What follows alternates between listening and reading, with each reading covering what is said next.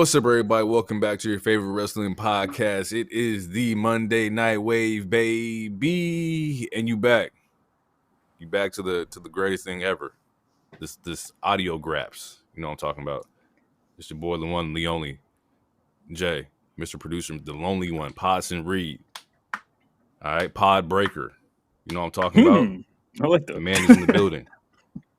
But enough about me. We're gonna pass it off to my man. Y2H, the Quattro, Jericho, break the doors down. Go ahead and take it away. He is a wild card. He is the king of gorgeous.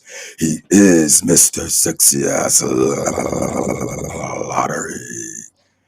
He is hero, and we are he, baby. I got a symbiote on my back. It's spooky season. We're here.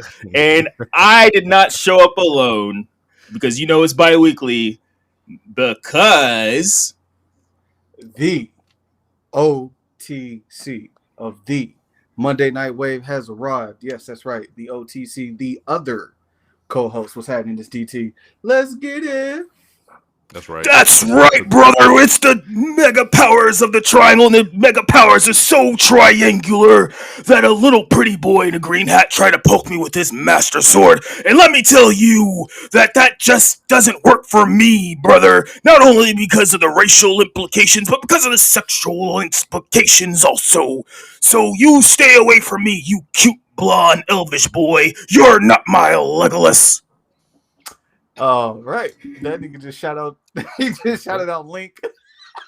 It was a Triforce. That was your Triforce joke? Yeah. For this week, I got 4 more triangle bits. So, don't worry. That was the Triforce. That was the Triforce angle he was going with. Oh shit. Okay. All right. Oh fuck. Okay. All right, people. Yeah, that was the symbiote hero. The symbiotic hero. The symbiotic hero.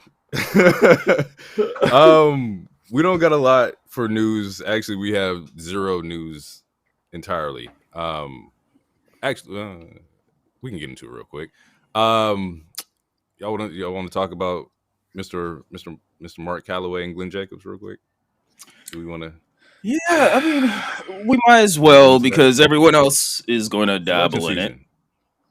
Mm-hmm. Now, look, we all know that most famous people or most people that have a certain tax bracket might lean towards a certain side. You know, that's fine, but when when you do it in such a way that is, or when you're pro MAGA, that's kind of when it when it deviates from you just being on the right side to where it's like, yeah, you're kind of like part of the problem. And the other week, Taker was like, we're gonna interview Trump or whatever, and then like the jokes was already flying, but then he did a promo for the upcoming episode with him, Glenn, and Trump all on the fucking couch, and this man had the audacity to say, you could, if you want to save the country, you could go with us, or you could choose a Harris, a Batista, in a Waltz. Like that's a bad pick. That was like he's trying to demean us. Like, you gonna choose me? You gonna choose us, or you gonna choose Batista in someone who's not a dictator? That's wild. That's a wild choice. Crazy. I respect the booking that he tried to do, but nigga, that shit ain't hot, bro. That nigga, don't nobody care about y'all niggas, bro. Listen, he is no longer Taker. That man is Mark Callis. We're gonna take him all the way back to his first jobber name. It's Mark Callis. So Taker is dead. That is Mark Callis. What's that nigga's pod? It was like a walking Mark. Anyway. Woo. Yeah.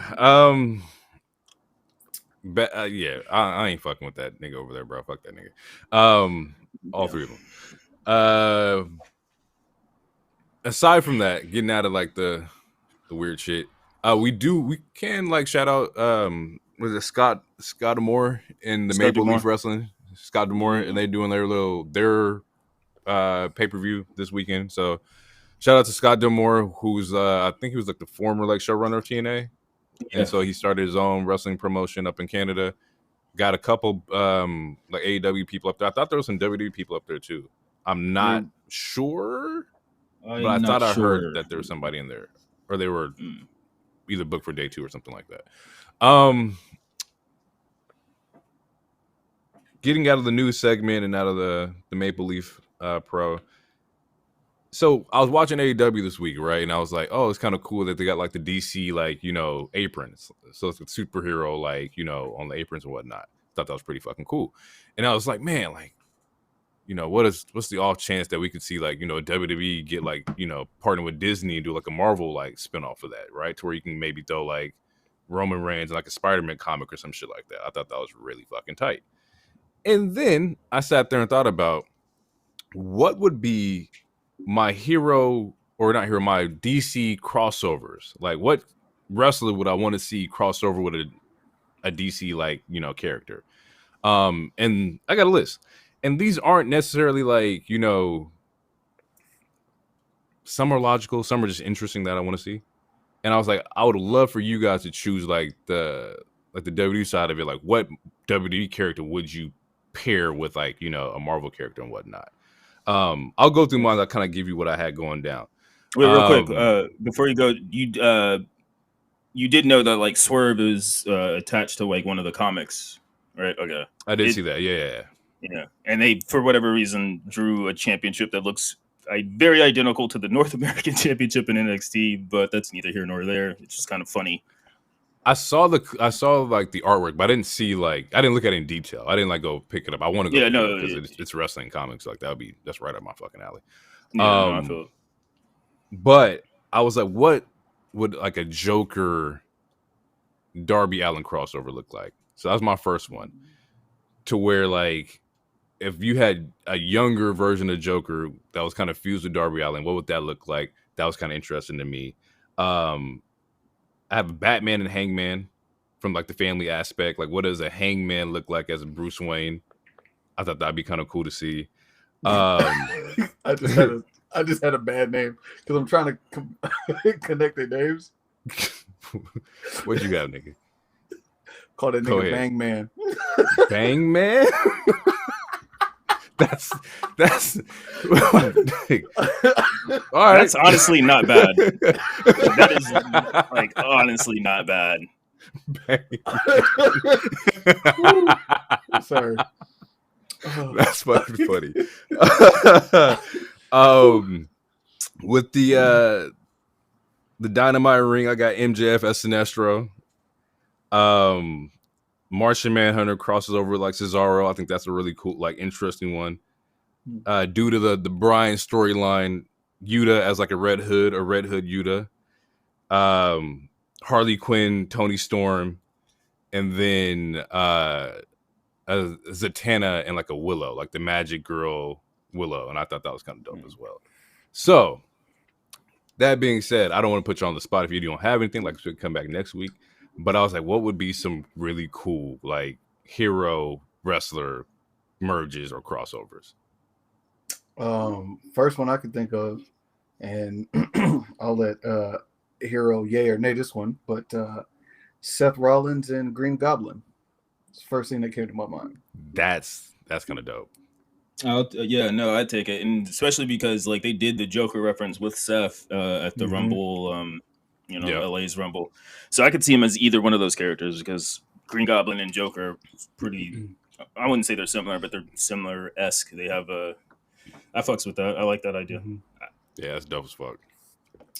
I mean, I don't have much. I mean, I feel like this is really hitting a nail on the head, but I feel like Cody and Captain America, Cody and Superman, like, I feel like he needs to meet those people and have an adventure with both of them. Yeah. I mean, honestly, Roman and Batman would be a cool combination. That'd be dope. Kevin Owens and Wolverine. Okay. Or Fatu and Wolverine. Jacob Fatu and Wolverine. Yep. The Samoan Wolverine. Yeah. I see that. I like that. That would be fucking hard and unstoppable, nigga. I was thinking, just to jump to AEW real quick, Ricochet and if you were to put him with Marvel, Ricochet and Spider-Man. See, I was thinking the same thing, but I had Javon Evans and Spider-Man. That boy bouncy.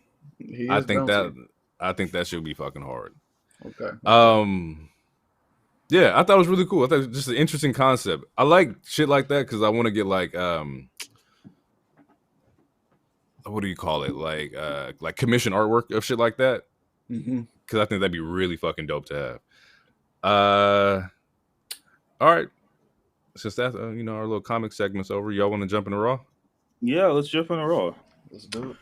All right, so the show opens up with Rhea, and she calls out both Liv and Raquel. She's trying to get that 2v1, but who shows up is Tiffy Time, which eventually shenanigans happen, and it sets up a tag match later in the show. I believe, is it the main event? I don't remember. We'll get to my notes. But yeah, so after that is when we get the first match. I mean, unless there's anything you guys want to talk about that first segment. I mean, to me, it was pretty cut and dry. Yeah, it's definitely cut and dry. Yeah. Straight to it.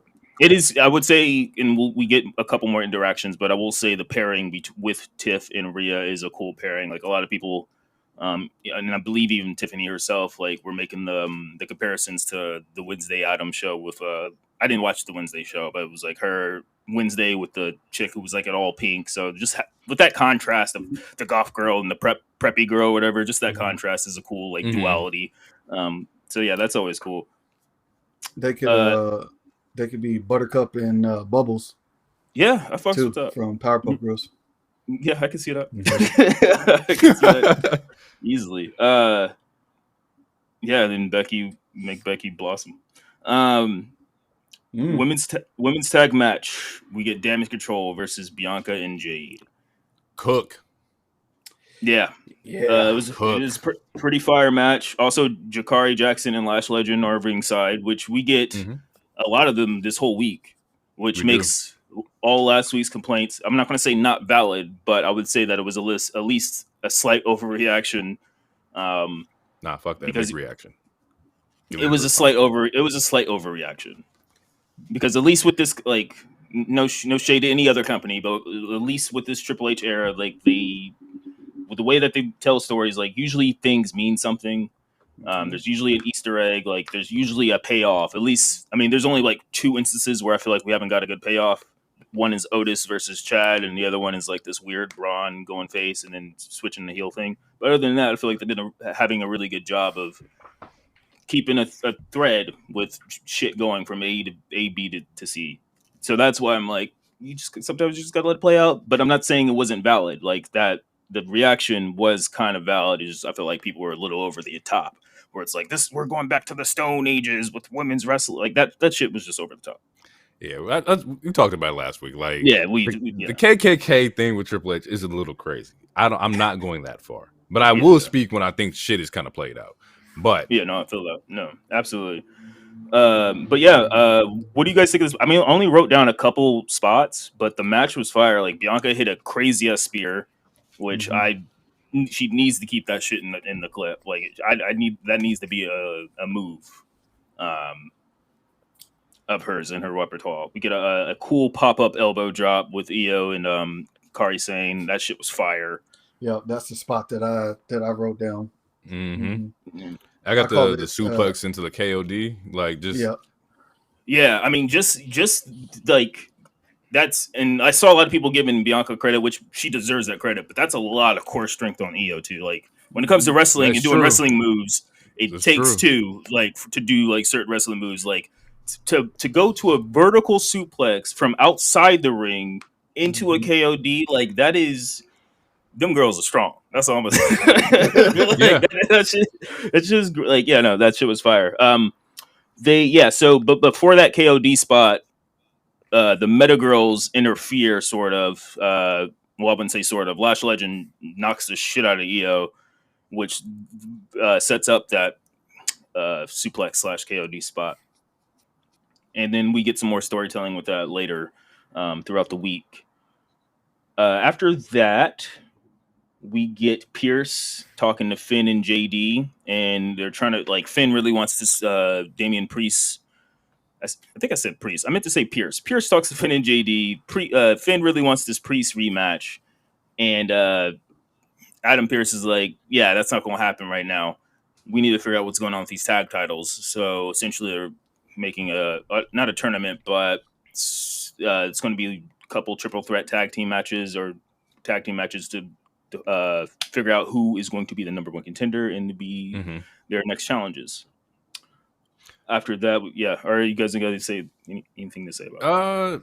No, I did find it I found it interesting that we're getting, like, you know, we're not getting Finn versus Priest. I thought they were definitely going to run that back again, which they still might. Like you just talked about, WWE has a thing where, like, just wait a little bit, don't react. You know, it can still happen. But I also realized that with, like, the Viking Raider, like, promos earlier in the week or earlier in the past couple of weeks, that we were getting some tag team action. So this also makes sense. And I kind of want Judgment Day to kind of, like, get rid of the tag belt so we can put them on somebody else. And this is the path to kind of, like, make that happen. I mean, yeah, hopefully, unless they win. DT?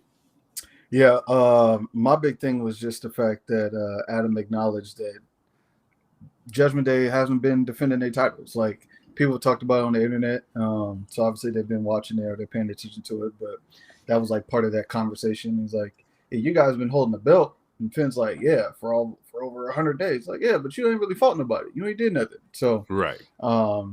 Like, letting us know that they know and they're aware of it, like, that was a good thing. Yeah, I agree. Also, by the way, I forgot to mention that this was a taped Raw because a lot of the roster went on a UK tour. In the UK. Yeah. And usually when it comes to tape Raws or tape shows, sometimes I don't watch, but they've been really good with not having spoilers come out. And also I've been really good not seeing spoilers. And I would say that this Raw was still a pretty decent Raw. But yeah, after that we get American made video package. Then we get a Braun Breaker video. Yeah. Oh, did I miss something? Yeah, just a little bit. Finn leaves from that interaction, pissed off he's not getting a rematch. Liv shows up. Liv Dom shows up, introduces Raquel into the scene. Carlito stops juggling his apple, drops his apple, it rolls. And he is all eyes on Raquel. So I just wanted to throw that in there right there. Yep. Well, and since you bring that up, there was a couple articles, and I don't know if this is fake or if this was, like, someone in the E trying to test the waters, but there's been the last week or so, I've seen a couple things saying that, like, they might be trying to figure out a way to get Carlito out of the Judgment Day. Mm-hmm. How would you guys feel about that? Like, just having him, like having Raquel essentially replace him, or would you think they should add somebody else, or do you think they should just keep Carlito in? I think, that's a good question. I think that groups get you on TV, right? Mm-hmm. Being in a group gets you a lot of airplay. And with them cutting Raw down to 2 hours now, I don't know how strong a singles push for Carlito will go. There's nothing against his talent that he has. It's just more so how the show is ran. And I think he'll probably get a lot more done by staying in Judgment Day. That's actually a good argument. I was simply going to say, don't do it. That was like, that's an actual, like, educated thought process. I like him being kind of the comic relief to replace R-Truth. A lot of his, like, that cool or that's not cool. They're like, it's comedic timing. It's fun. It's great. Great. And it just gives him an extra body in the Judgment Day. So I don't want him to leave, essentially, he should say, in my mind. I agree. I share the same as what both you guys said. So after that, that's when we get the video package with American Made. They don't say much. We get a Braun Breaker video package talking to Jey, saying that he doesn't need his family and that he's not going to have Jay's not going to have his family when they have this rematch. which I feel like is planting some Foreshadowing? seeds. Foreshadowing, which we'll get into. Then after that, we get another video segment essentially, and it's Bronson Reed, and Pierce talking and trying to figure out where they go from here. And essentially, he wants the Seth Rollins match, and he explains why he's been doing this Rampage shit. And essentially, I'm just trying to make a name for myself, bro. You know, you guys have any feelings about that talk? No, I liked it. I like how casual it was. Like, this motherfucker just sitting like the picnic chair, just telling you, hey man, look, I'm trying to be one of them guys. I'm trying to get inside this main event picture. And I had to do what I had to do. And it worked. Yeah. Bronson Reed is, known now. Like, he's a big bad. It made sense.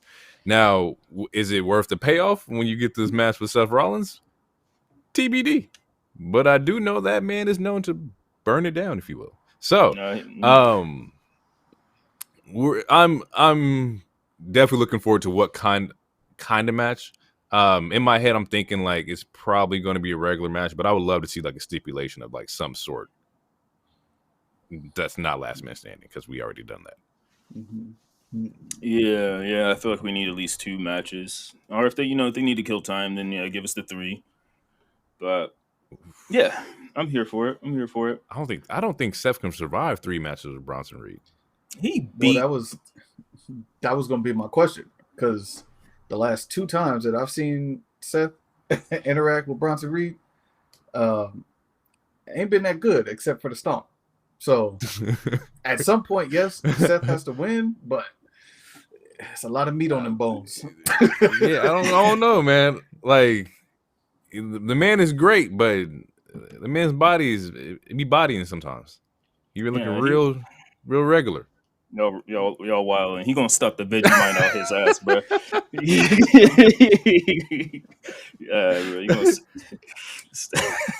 All right. Real quick. Like the big thing that stuck out to me between Bronson Reed and Adam Pearce, he said, make the match and there won't be any problems. Facts. Make the match and there won't be any problems. So if you don't do what I need you to do, I'm going to just keep causing havoc. You're going to start losing more people off your roster. Just make the match. Yeah, do what you got to do. Do what I told you to do. Something that I feel like that also probably just didn't get noticed enough is, and I feel like Pierce might have said this once before, sometime during the last draft, but he explains why Raw is so chaotic. He's like, I kind of want this chaos, but they're like, there's a limit to it. Like, you can't just be going out killing people, and shit. But like I liked that there was I don't know, maybe I'm being a nerd about it, but I liked that there was a slight explanation to why he runs Raw differently compared to how Aldis runs SmackDown, if that makes sense. I like the fact that you use the word run. Like, I like the way he runs. He don't run shit. That nigga don't run a goddamn thing on that show. For lack of a better word. It's crazy. I like how they run over him. The hell? Literally, didn't he get squashed in that pile of people under Bronson Reed? No. He in that pile? He was, but he left before it fell down. Like, thank God. Yeah. Oh, gotcha. You go fuck up my knees. So after that, we get a tag match. We get Alpha Academy with Otis and Tozawa and Maxine, and then we get the returning War Raiders, and they not only return into their old fire ass music, which is really good music to work out to, just FYI for anyone, but they also go back to their old name, which I don't think they've had that name since they were in NXT. The Viking Raiders.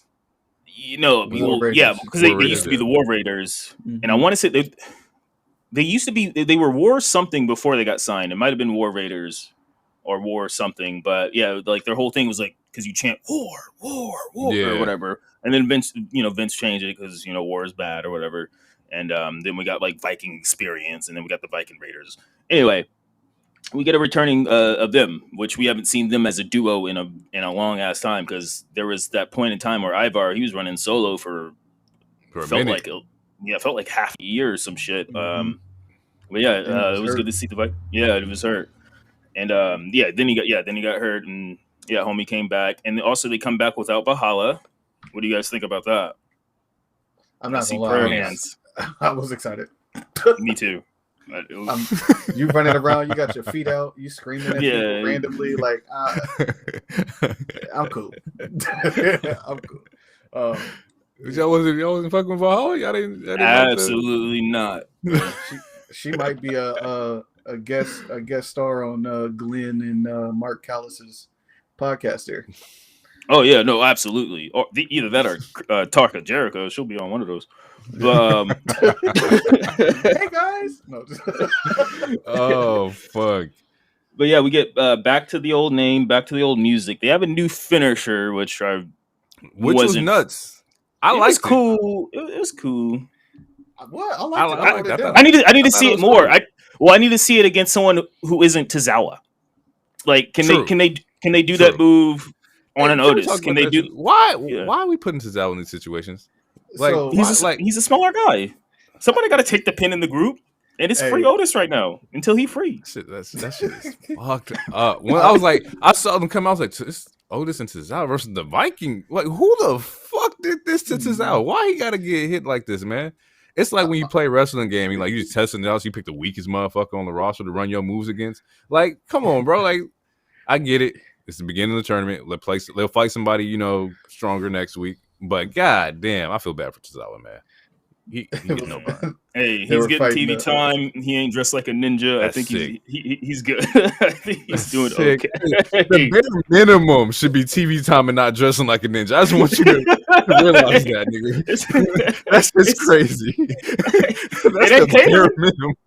Hey, it ain't catering and it ain't racist. I feel like that's a pretty good win compared to the past. I don't. Oh, that's fucked up. That's fucked up. You about to say something? I literally put meat, and then I put Tozawa enhancing talent. Oh, yeah, that sounds. So he made the War Raiders look extremely strong. So shout out to him for doing his job. Yeah. Any expectations for the Royal Raiders? Are we expecting them to be the tag team champions? Is that where your head would go? Like, is that the best tag team on the Raw roster right now that you want to see get the titles? No. I'm gonna say yeah. Put it on them because we are familiar with them. True. Depending on what they say when they get their first promo, we can kind of gauge if they're going to be heel or face. It really doesn't matter. But I feel like they're interesting enough. And like you said, we kind of got to get this off at Judgment Day. And based off of the tag teams that we have on Raw, because okay, so now Alpha Academy is out. You could do American Made, but I mean, you could do American Made, but then they have to fight against Judgment Day, and that's two heels versus heels. It's not that it's not possible. It's just that I don't see it happening. And when then you put logic in it, doesn't make sense. Yeah, and then I don't see New Day winning it. And at the moment, and then what? And then there's LWO. I don't see them winning it. So Wyatt 6. I mean, if they're in it, but also I don't. I mean, I'm still of the. They're going to go after the. No, they don't. No, we don't need spooky niggas having a belt right now. And also, it seems like they're going to go after the Miz, which we'll talk about later. But and then there's AOP, but so that was my pick. Put it on AOP. On AOP, yes, I'm not feeling that either.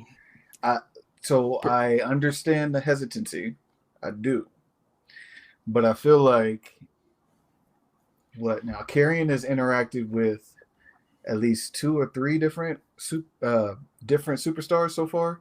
And each time, a lot. Yeah, a lot. So his character in that faction is building. I feel like putting it on him, even if it's just for a week or 2 or a couple weeks. I feel like that could do them some justice. I wouldn't mind seeing it on AOP. And then that way you get it on a tag team that someone else can take it from them, whether it's American Made or somebody else, and the belt can kind of move around a little bit because it's been stagnant. So you had Judgment Day that had it forever. Then before Judgment Day, what was it? Awesome Awesome Truth. They had it, but before them, that's when there was the Judgment Day. Yeah, right.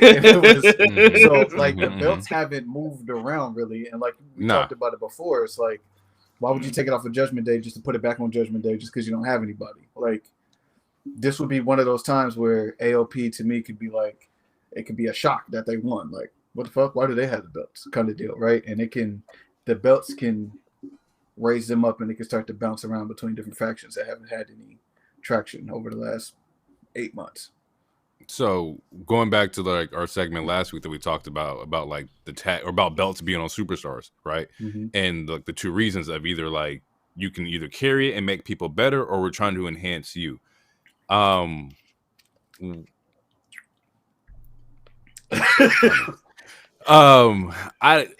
can see them enhancing, War Raiders and bringing them up to the spotlight, but as far as like carrying stories and angles, unless they're heels, that makes sense to me. I don't see them doing too much as like baby faces. And so for like my choice of like tag teams a little bit different, I'm gonna go LWO, but I'm going with like Ray and Dragon Lee. Because I like the idea of like Ray still being Ray.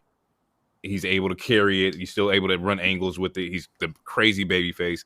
And then at the same time, we could build Dragon Lee, which is like the guy that you kind of want to like not replace Ray, but kind of like, protege kind of like thing. I see it. And we know that they're investing in Dragon Lee. That motherfucker got a fire ass promo this week. That man, that little vignette they gave for Dragon Lee was hard. Little heat. Yeah. I imagine him going after the IC, assuming Braun Breaker wins it back. I imagine Dragon Lee going after the IC and not winning it, but starting to be placed in that. But I wouldn't be mad at that. I could for the sake of storyline, I could see LWO winning it and then losing it to a AOP or a War Raiders, just because they are the bigger team. And I could see that, because then you can also still play off of Dominic shit with his father, I guess. Yep. So I could see a way for them to formulate that. I wouldn't be upset with it or anything. I can see it. Cool. AOP can be transitional champions for 2 weeks. So wouldn't kill them. I mean, you should. Transitional doesn't have to be bad. I mean, it's not a good term in today's wrestling. Derogatory term in wrestling. You tell anybody they're a transitional champ, they will fight you. I mean, that's going to be fighting. If they give you the belt for 2 weeks and it's on somebody else on the third week, what is that? I mean, transition. I don't know. All right, come on.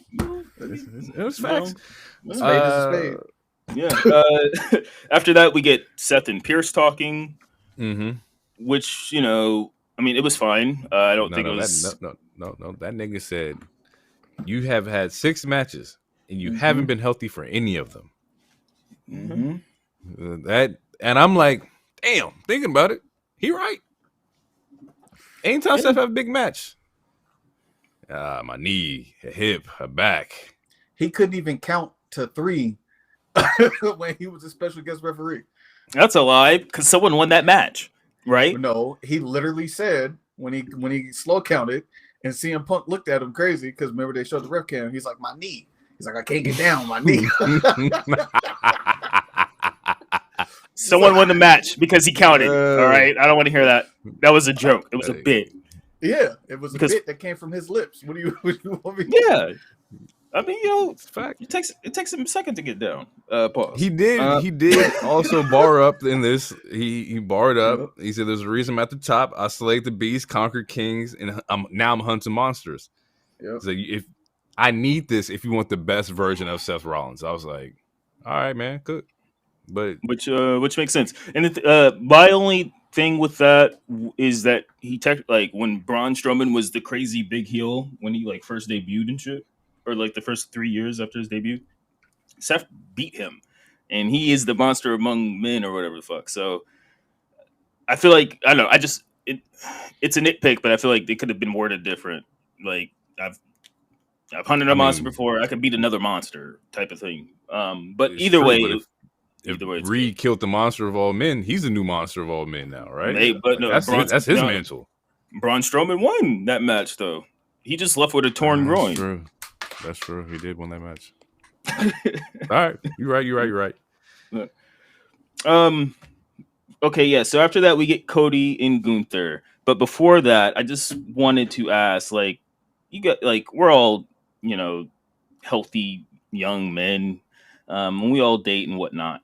And sometimes it's hard to get in the mood and get in the right moment when your partner wants to, get there, And that's why I'm going to tell you guys about our new ad, and it's called Long Richard, the new ED pill prescribed by doctors that tastes exactly like candy, with the same active ingredients as Viagra and Cialis. With the Long Richard in you, you'll keep pumping all night long.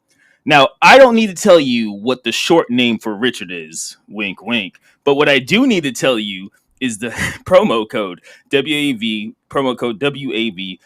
That's right, and you can get a free trial for a month. And so yeah, don't suck down no artificial honey. Suck down a Long Richard. Put a Long Richard in you, and I promise you'll have a good night. Wait, bro. Hold on. Is this a bit? Hey, time out. Really Listeners, no, this is not real at all. No, it is. Emails. No, it is absolutely real. It actually comes with the theme song or a quick jingle too. Wait. Hold on. Before you start singing about dicks, real quick. No. She ain't never have a Long Richard. She stressed out. Give your Long Richard and then stretch her out. You gotta take it, baby. 30 minutes right before you get naked. Oh, baby. Long Richard.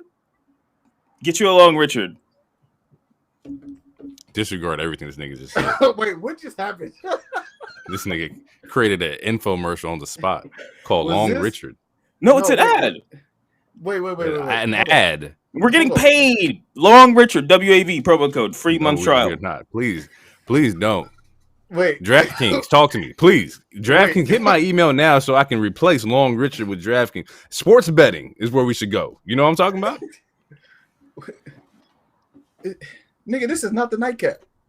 It's an ad. Nigga taking Shay pills. Long Richard, and that's with 3 O's. Long Richard. Put a Long Richard in you. You'll be good. All right, we can get back to the show though. So yeah, Cody and Gunther face off, and we get a second Beast reference, which we didn't talk about. So during that Seth segment, like you said, he mentioned the Beast, and then Cody mentions, "Are you guys okay?" No, nigga, we're sitting here talking about. No, fuck this nigga. This nigga tripping, bro. You can't go from Long Richard into Cody promo. Yeah, now that Cody in the ring talking about Gunther. What the fuck? Well, you guys never had a commercial in a podcast before? It happens. We got to get the fans used to it. This nigga Long Richard. We got to get the fans used to long dick. That's what you said. Long. I mean, if they like it. Okay. All right. Listen. I thought you was playing because I thought you were about to reference what Cody was talking about with his suits and how he feels about people that hate on him wearing suits. So I thought this was a callback, and I thought you was gonna bring it in, but no, it's a real thing. This nigga was roping out. This nigga threw the pass to no receiver. There was nobody in the end zone. Hey, someone's gonna catch a Long Richard, and it's gonna be because of the code WAB. Oh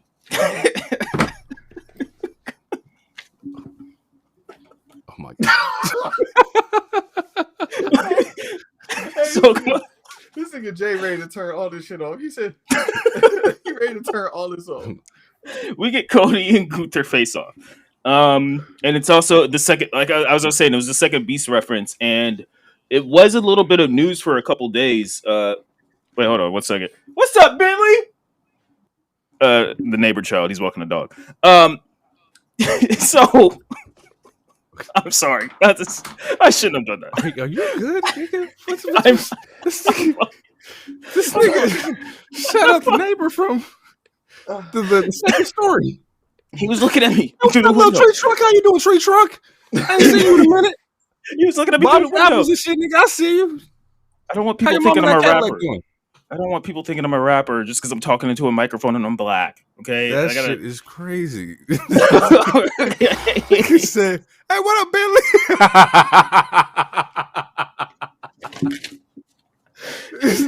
All right, bro. Let's get back to it. That shit is fucking right, please. crazy, All right. though. Can I- Good all right. God. All right, Wait, all right. We can I are. just- We are. Yeah, I want to ask you a wrestling question. Yes. Okay, about Cody's entrance. Did it seem before the woe? We all know everyone pops at the woe. The woe is there for you to pop and say whoa and make the entrance seem bigger than what it is. And this is not no bloodline tribal chief hate. I'm legitimately asking the question. When he first came out, did you feel like the fans reacted or no? I feel like they always do, but I will say the aura is changing for Cody. I've been saying this. Like, it just doesn't seem like, he's Big Pop anymore. Like, personally.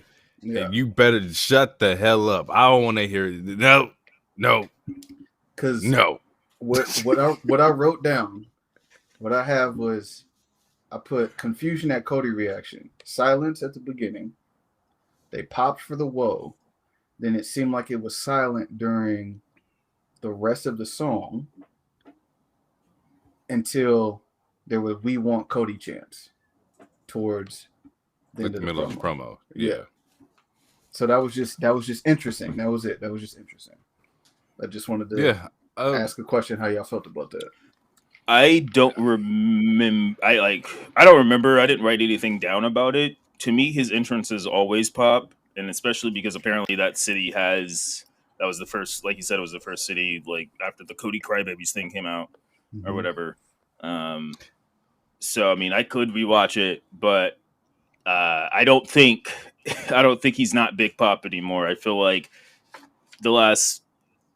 I feel like Cody is still up there. I mean, him selling out in Fanatics, and that includes against like other famous ass people, him being the most highly sold. Like, to me, that still proves that he's Big Pop. Among other things that he's doing, I think he is still the Big Pop. Okay, question. Do you associate money with Big Pop? Like, because I don't. And I'm not judging how you look at it, but like, I just want to, do you correlate money with Pop? Well, I'm not saying. Well, yes and no, because I feel like one does play into the other. I feel like if you have a crazy pop, that means you're going to get a lot of money because people fuck with you, so they're going to buy all your merch and stuff. But why I mentioned Fanatics is because like he's at a convention or whatever with people like LeBron or people like other famous like Tom Brady was there, other famous athletes, and he has the only thing that's sold out with a crazy ass line compared to like all these other athletes. Like, to me, like that's big shit. Like. And he's still, kissing babies and all this. Like, to me, his aura hasn't changed. I will accept and hear an argument that there's been ups and downs with his feuds. Like, the Logan Paul didn't hit as much. I will say that, but like with his shit with Kevin Owens, it's extremely interesting. And that match was really good. That first match with AJ in Paris, to me, that was fucking amazing. So it's like, I think his reign is fine. I don't think his popularity is dwindling at all. I think it's an internet thing. Like, I feel like if you look at the crowds at all the shows, like to me, it seemed like, I don't know. To me, Cody hate seems very forced. Same with some of like the Roman hate, or same with like there's just certain superstars where I feel like the hate is really forced, and it's like, see, he's like, I mean, and also like, I don't remember where they were for this Raw, but like, there's weird crowds. Like, I wrote a comment about the crowd on this Smackdown. I forgot. I mean, we'll get to it, but there was they were saying some weird shit, and I was like, "What the fuck is going on?" Like, this person's supposed to be a face. Wrestling fans are weird. To go back to the Cody Pop thing, when John Cena comes back, and you have John Cena, you have Cody Rhodes as the WWE champion, you still have the Bloodline story going on. What's the order? Who takes the main event? Who out of those three feuds there, or those three big things in WWE, what's the biggest storylines there? Right?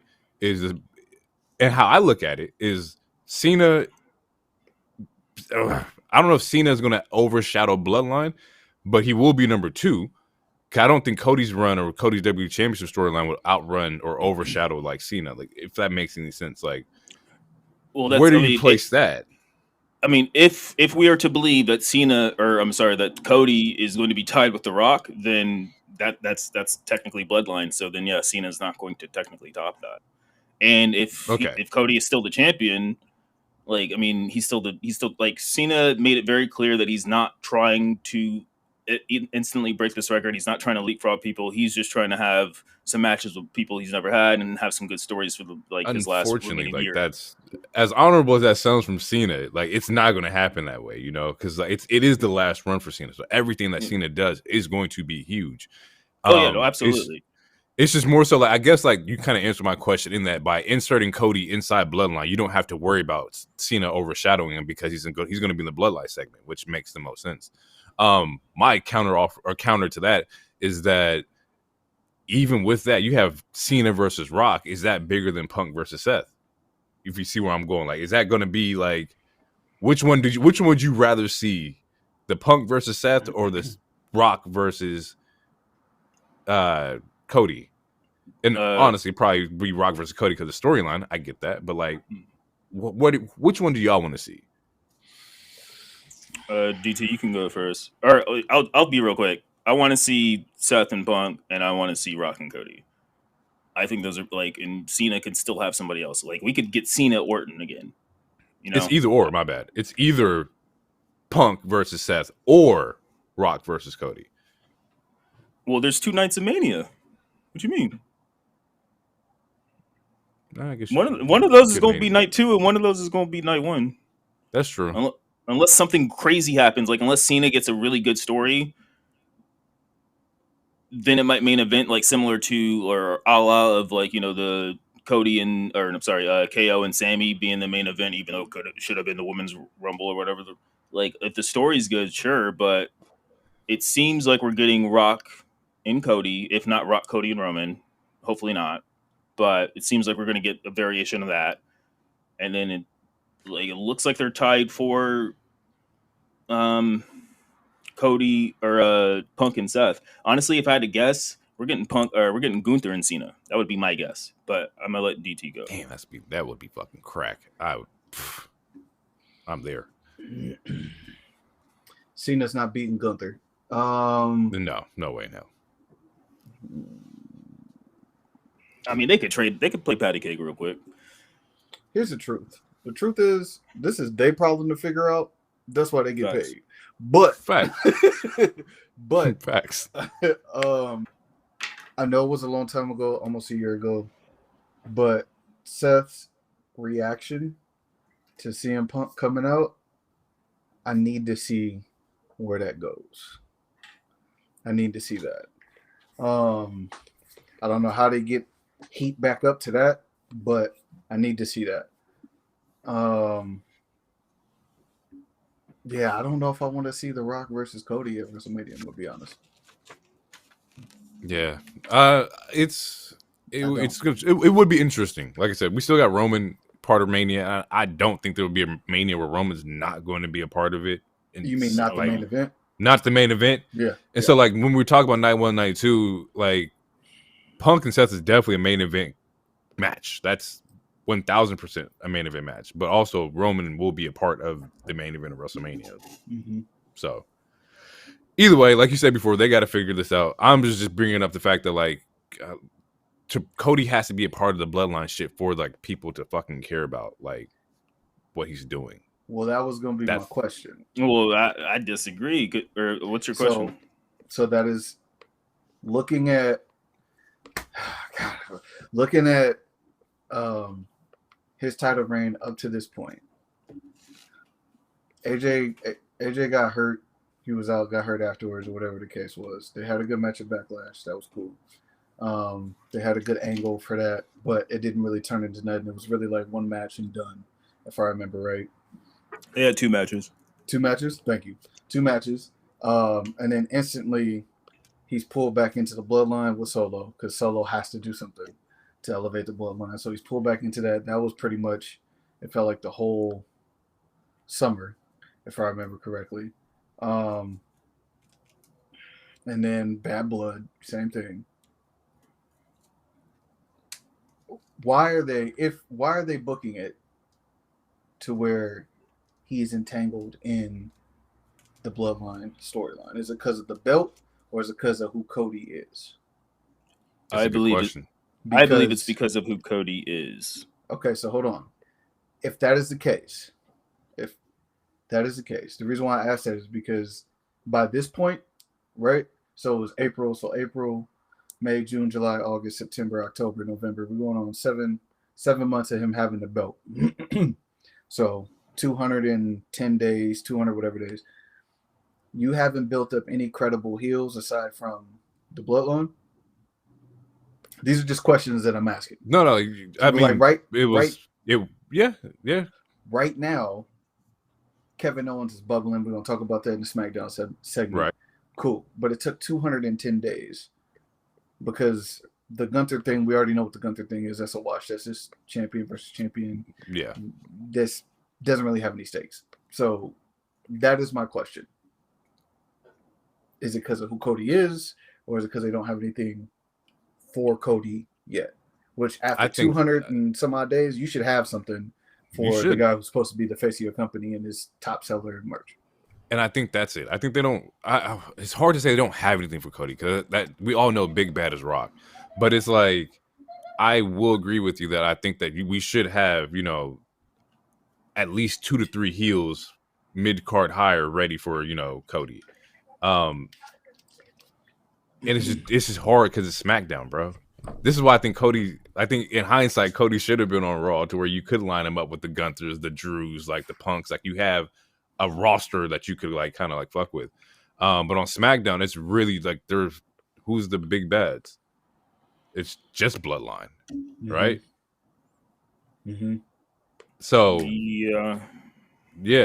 So I think they don't have anything built on the SmackDown side as far as heels, and that's why Cody's tied in with the Bloodline shit because they're the biggest heels on the show. But we know eventually we're gonna get the Randy feud. We're gonna get probably him and KO too.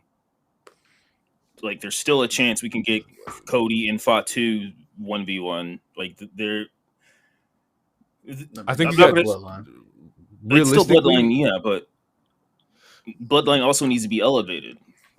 Realistically, though, you only have 3 months, right, until it's Rumbles. So we know that Gunther is the main event match at Crown Jewel in November, right? So that means it's probably gonna be KO after Gunther, and then there's no pay-per-view in January because they're doing the whole Raw thing. I didn't see one in January, and then December Saturday night main event. The Saturday main event, yeah, and then Royal Rumble's in February now. So we don't really have a lot of time to build up another heel. Besides, I think KO is going to be that last big bad for him, and then we go into Mania season, and so by that time, it's time to build up for Rock and shit. There's still Randy. You think that we can fit Randy in between now and February? It depends on how fast they want to do shit. I mean, I don't think Cody's going to lose this title at Mania, so they still have time for Randy, and then they assuming we get another draft, assuming there's call ups or some shit. There's still other stuff. I like that. Well, we'll put a pin in that. Yeah, we'll come back to it because I have thoughts. We went on a kind of a tangent, but I think it's a great tangent. Inside this Cody promo, we get Gunther does interrupt him in this promo, right? And he's basically talking about how Cody's everybody's darling. You're everybody's friend, And I think he has a quote where he says, "Who knows now? We all know that everyone's friend is no one's real friend, or no one's true friend, or something like that." And I was like, that is a fucking bar.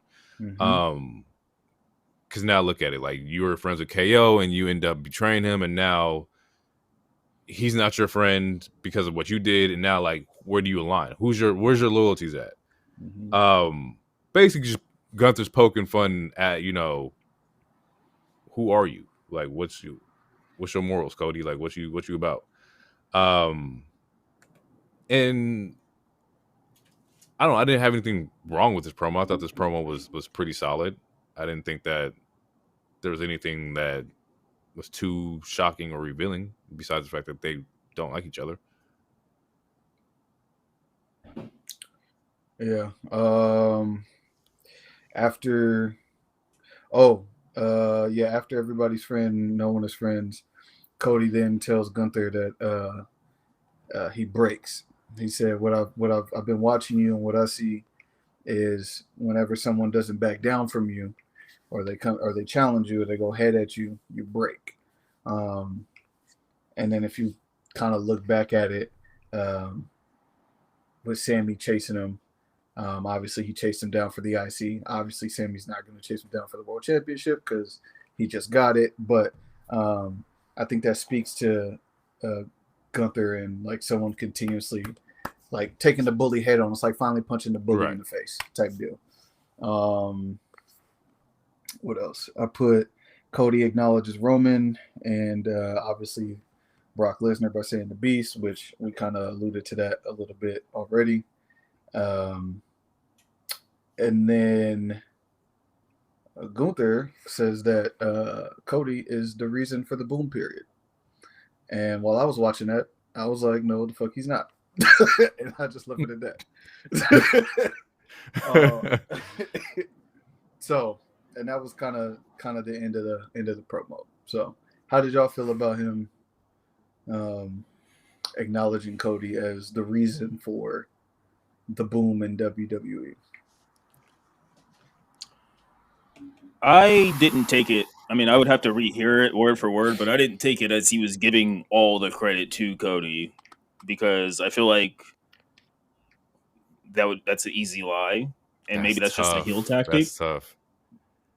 But I didn't take it. I didn't take Gunther as meaning that legitimately, similar to like, oh, Goldberg's my favorite wrestler, because obviously the boom period it equates a lot of people. Obviously, Bloodline shit, like that goes without saying. Seth Rollins did some good shit. Huge. Gunther himself re-elevated that IC title like during this whole quote unquote boom period. So there's a lot like Bailey during fucking the pandemic, Bailey and Mercedes during the pandemic era, / and Asuka, / Becky, / EO. Like there's a lot of people to contribute to it. There is. I personally didn't take that as him just saying, "Oh, it was only you." I saw that the internet also took it like that, and I feel like I don't know. For me personally, I'm chalking it up as it was just him just talking. Like it wasn't meant to be taken word for word or extremely literal, because that would be it's an easy lie to tell. It's a bald-faced lie. Like there's a lot like Gunther, you yourself were contributed to that boom period. Like you had banger after like you've yet to have a bad match since being in the main roster. So like there's a lot of different factors. I personally didn't take that way, but I did see the internet doing it, and it was mostly like stands of the other certain wrestlers who were contributing, and they were like super upset about it and uptight, and it was like I don't think it was that deep personally, but that's just me. I won't say he's responsible for the boom period, but shit definitely shifted. Like Cody popping up at Mania in Dallas, Texas, and being like Seth's opponent, and like seeing like the true American Nightmare on the big production of WWE, like that shit changed a lot. And that moment there, you kind of knew that this player being introduced was going to be a big part of like WWE. So I won't say he was responsible for the boom period because that's definitely discrediting everybody before Cody, but that nigga was an integral part. This nigga, it was kind of like adding KD to the Warriors. Like they were already winning. So when him coming over, like it just made that shit even bigger. Like especially like coming from like, especially coming from like, being an EVP or whatever in AEW to like plucking that motherfucker out, signing him over here, throwing him on Mania and like just saying, hey, go wrestle Seth. And then to see what follows after that, like we got the fucking Hell in a Cell moment. Like granted that shit was brutal, but that was a big moment too. Like, yeah, I will say he's not responsible for the boom period, but he contributed. Yeah. Oh, absolutely. Okay. Absolutely. I think it's one of those things that I feel like the internet's taking way too literal. I don't think it was supposed to be like a people on the internet don't have a brain. Niggas is stupid. Yeah, I do not think that line was supposed to be the the line that people just pick out and just like fucking critical think and critique and make essays about it. Like, Nah. if you've been watching this product for the last 2 years, or I mean, if you just the last 3 years, obviously you know it's not just Cody. Like, you got fucking LA Knight is over as fuck. You got Jey Uso that's over as fuck, and et cetera, et cetera, et cetera. It did make my ears perk up when he said it, because I was watching. That's good. And he sounds like my shit said. Bloop. I was like, wait, what? So, we got the Braun Kofi match. You wanna hop in that, hero? Yeah. So after that, we get Braun. Yeah, we get Kofi versus Braun. It was a decent match. I don't remember how long it was, but Braun wins. Because the dogs are out. Bark, bark, bark, bark, bark, bark, bark, bark, bark. I was out there barking. You know what I'm saying? Ankle biters here. I'm 5'10" though. I'm a big guy. I'm a decent average man. Fucking yeah. He goes on the attack on Kofi, but Woods comes for the save because Woods wasn't out during the match. This was just Kofi 1v1, and Woods comes out for the save. Then like Braun, like he acts like he's gonna leave, and then he like comes out of nowhere, spears him, and then we get Jey Uso coming out for the real save. And then after that. Oh wait, is there anything else you guys want to say about that match? No, I got nothing at all. It was a cool match. It's good. Braun got a win over a former world champion, so that's what's up. Mm-hmm.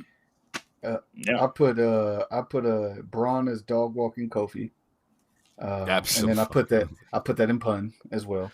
I said because everyone is barking, and then the saves come, but then I also wrote Jey saves Kofi and Xavier, a callback to when Kofi said Jey would save them if the shoe was on the other foot. So there's a callback to that. So building a story there, I left it there. Yeah, but we'll see if Xavier acknowledges or mentions the fact that happened or not. You're right. Mm-hmm. Yeah, I don't think they will. But after that we get Jey goes into his locker room and we get a very CWUPN coded segment where he walks into the room and then Jimmy's just sitting there and then Jay's looking perplexed and he just leaves. After that, we get the Miz versus Truth. And during that, or what, did I skip something? No. Okay. That's not even in my notes. Yeah. That shit Thanos snaps. It was a 30-second match, honestly. That's just I don't have it in my notes. So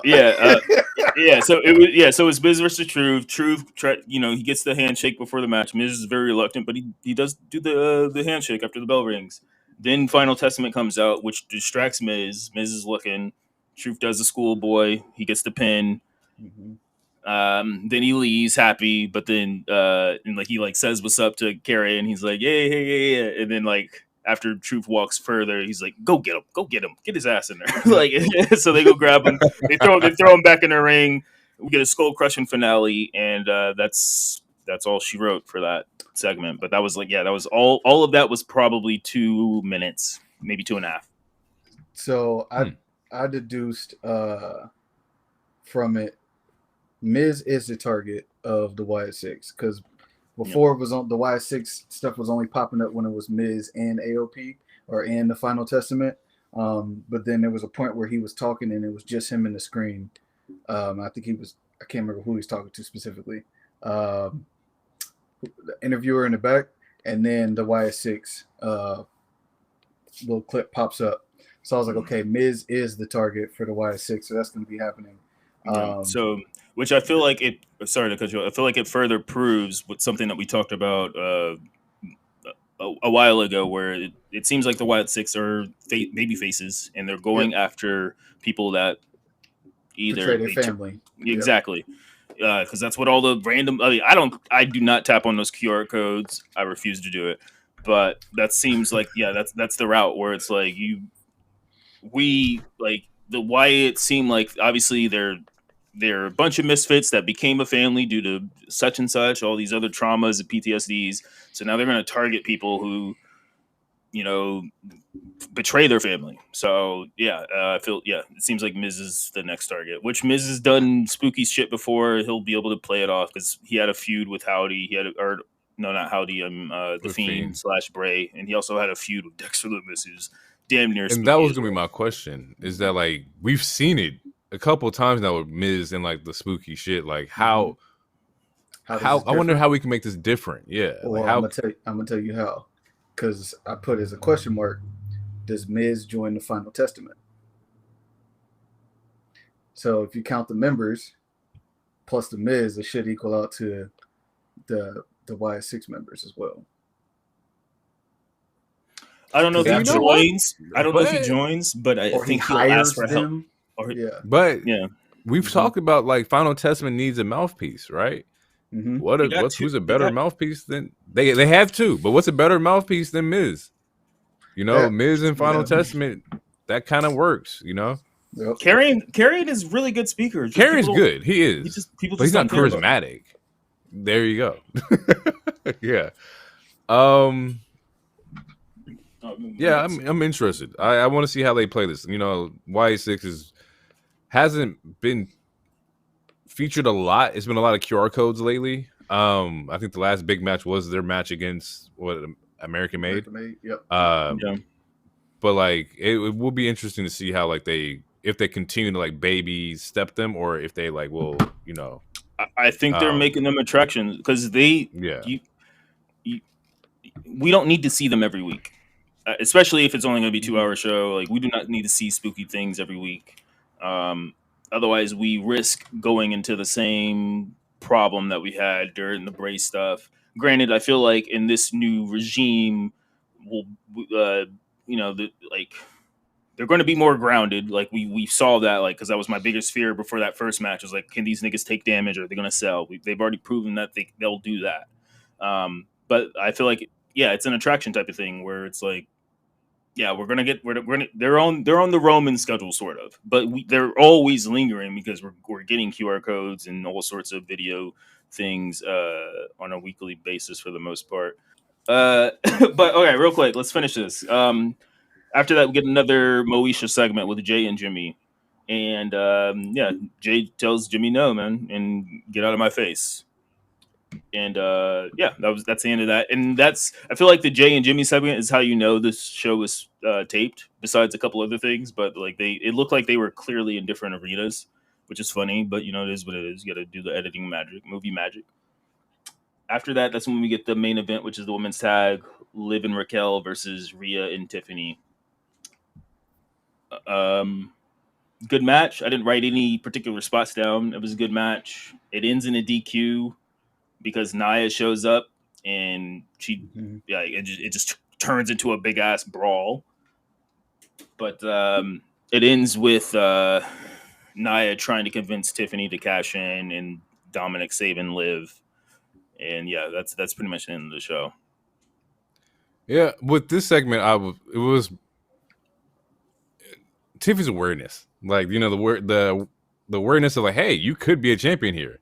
Lets me know like you don't want Liv's championship because you're not even focused on cashing in on Liv. You were like, oh shit, she's telling me to cash in, right? Anybody who has a briefcase is like the ultimate like opportunist, but in this case, we're clearly seeing like the writings on the wall that she does not want to go after Liv. She wants Nia's like belt, which is going to be a very hard belt to get. But I respect the challenge. I respect the challenge. Mm-hmm. We're going to take a quick little break. We're going to come back. I'm going to talk about Dynamite real quick.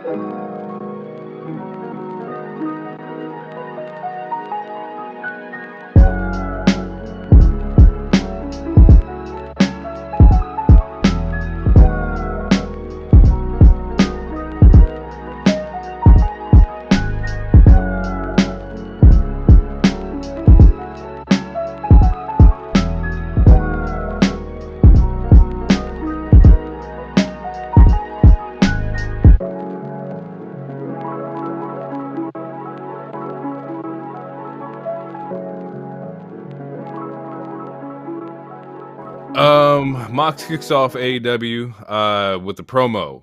Inside the promo, he's talking about how he wants AEW to land opportunity, but the video roster has package. gotten The so video package. yeah, my bad. Video. Sorry to package. cut you off. Yeah, just He's talked about AEW as being landed opportunity, but that the roster's gotten so big and nobody knows where they belong. There's dancing and egos and people having fun, but this should be the place where people go to become the best version of themselves. He says he will burn down the forest and anyone who wait, hold on. He says he'll burn down the forest and anyone can come with him to the future they're going to build. But if you're not going with them, then get out the way. He asks, what is the new paradigm of AEW, and states that it's simple. He said, everybody works for me now.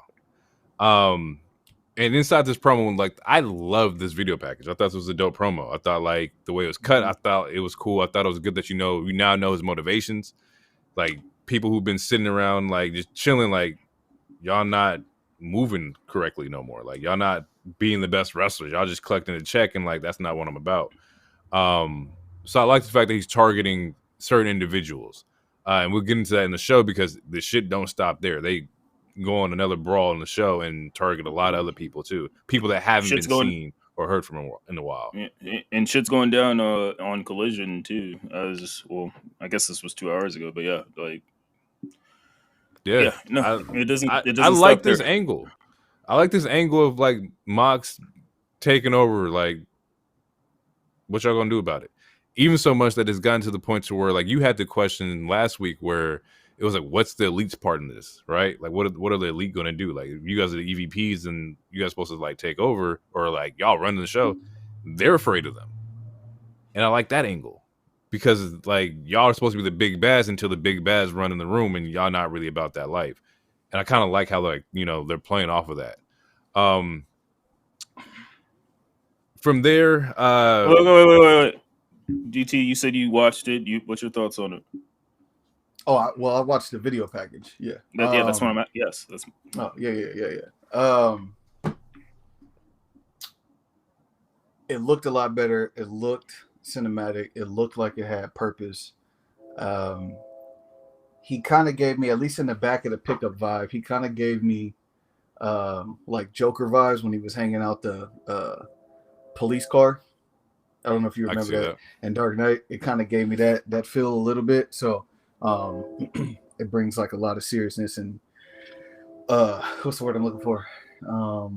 Ominous. It brings him an ominous vibe. Yep. And so my question to the both of you real quick is, do you think that AEW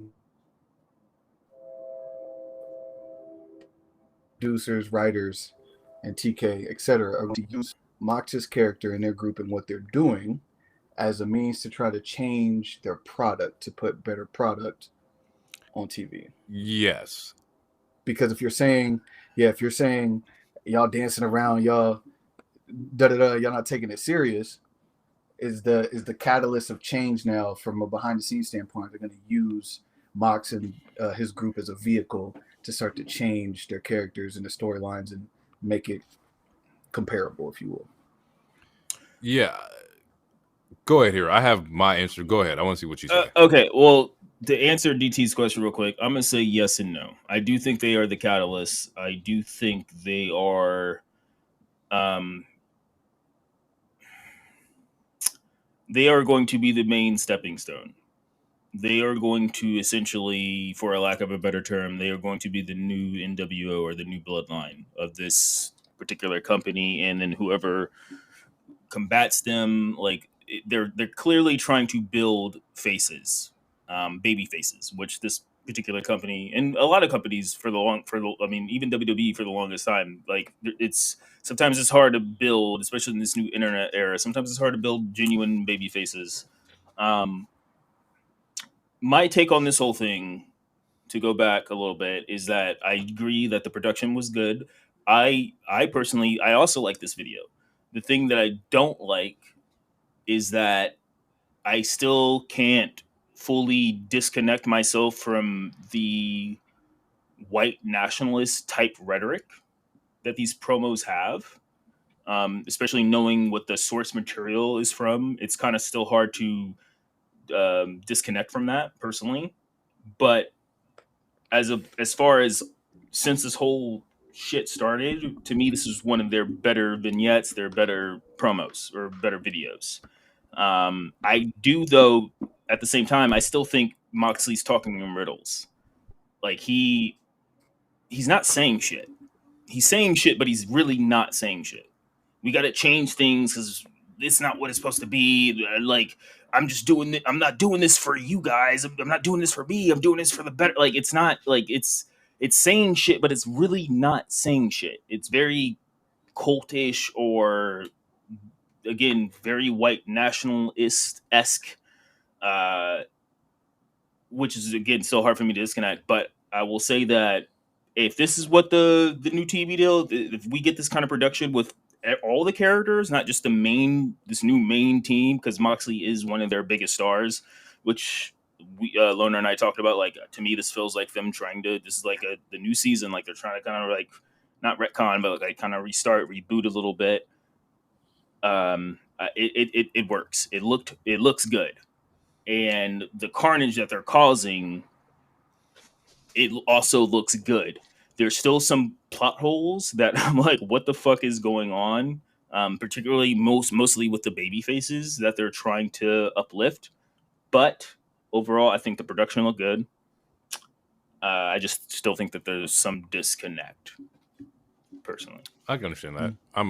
I hear that. For me, like I said, I love the promo. Do I feel like this is TK's way of kind of like in getting people motivated and getting people ready to go? Absolutely.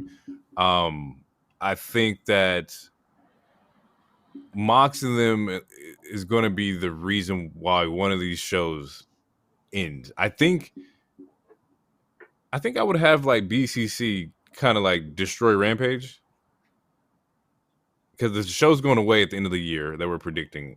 I think that like I would have them kind of like burn the set down. I don't know how you would do that production wise, but like it would mean a lot more to where like, hey, nobody's watching this show anyway, right? The like, you know, the lighting, the production, everything is dark in here. This is clearly our C-list show. What better way than like have like the baby faces just take away opportunities and just, or the heels kill that opportunity there, which will then enhance. I mean, in turn, like kind of like start Shockwave whenever that fucking happens. But I do think that like the motivations of the group and whatnot are definitely being used to get everybody like back up to speed, because he's not wrong. Like I said, like some people have been there for a while. I think there's a Stokely promo earlier in the show or later in the show where he's a private party. You guys been here since the Obama administration. And I was like, wait, I had to count. I was like, oh shit. It's not true. Not, it's, AEW started in 2019. Obama was not president. But sorry to cut you off. Way out. Yeah. No, 2019. But Trump got elected in 2016. Like we were well into Trump's era. Oh fuck, you're right. My bad. Got my numbers wrong. Dyslexic. But it is a good joke. It's a good joke. Yeah. It's just, but to piggyback off of last week, I do not think Stoke is the right person to pair with him if we're going to take them seriously. I just forgot the thought that I had before I made the correction, but man, the thing is, there's a small window of opportunity with this particular group and it's based off the way that this company does heels and faces. This company loves heels. and we're gonna like it's like there's a risk that that Moxley and the group get so badass that they get cheered, and then once that happens, then they're gonna have to fucking like try to reboot all this shit. So, and what I mean by that, where it's like, example, I mean, there's multiple examples, but if we're just talking about like in 2024, we had the whole Swerve thing. He broke into a nigga's house, he touched his baby, all this other stuff. People were loving it to the point where it was like, oh, we got to put this title on him. TK hesitated like a month or two, and then by the time Swerve got that title, then like his pop wasn't as good. It was still hot, but it just wasn't as good. Like this company, like same with MJF, like they love their asshole. Like every time MJF does some shit, is like that's our asshole. Like they're chanting for the heel.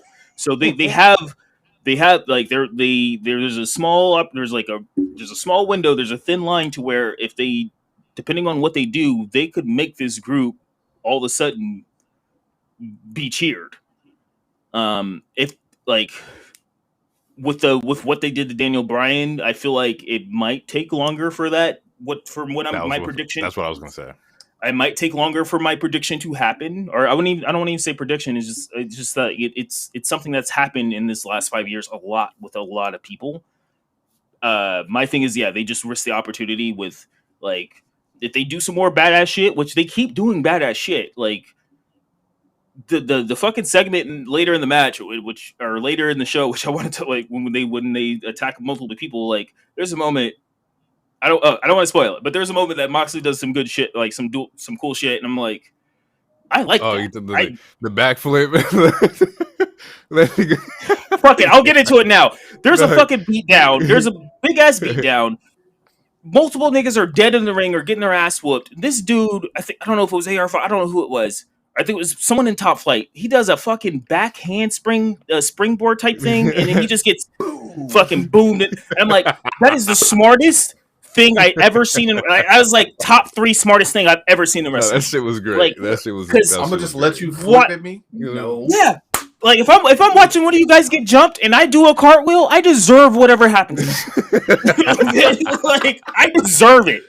And then after that, if you guys beat me up because of my cartwheel, I deserve that part too. Because why the fuck am I doing that? You got a ring full of gang. I'm gonna just say gang members at this point because they're pretty much a gang. And you're gonna do some flips when everyone else is dead. Turn your back on me, on your opponent, on the champion, the current champion, who that also shit does. Was hard. That shit was dope. It's one of the smartest, best spots I've ever seen in all of fucking wrestling.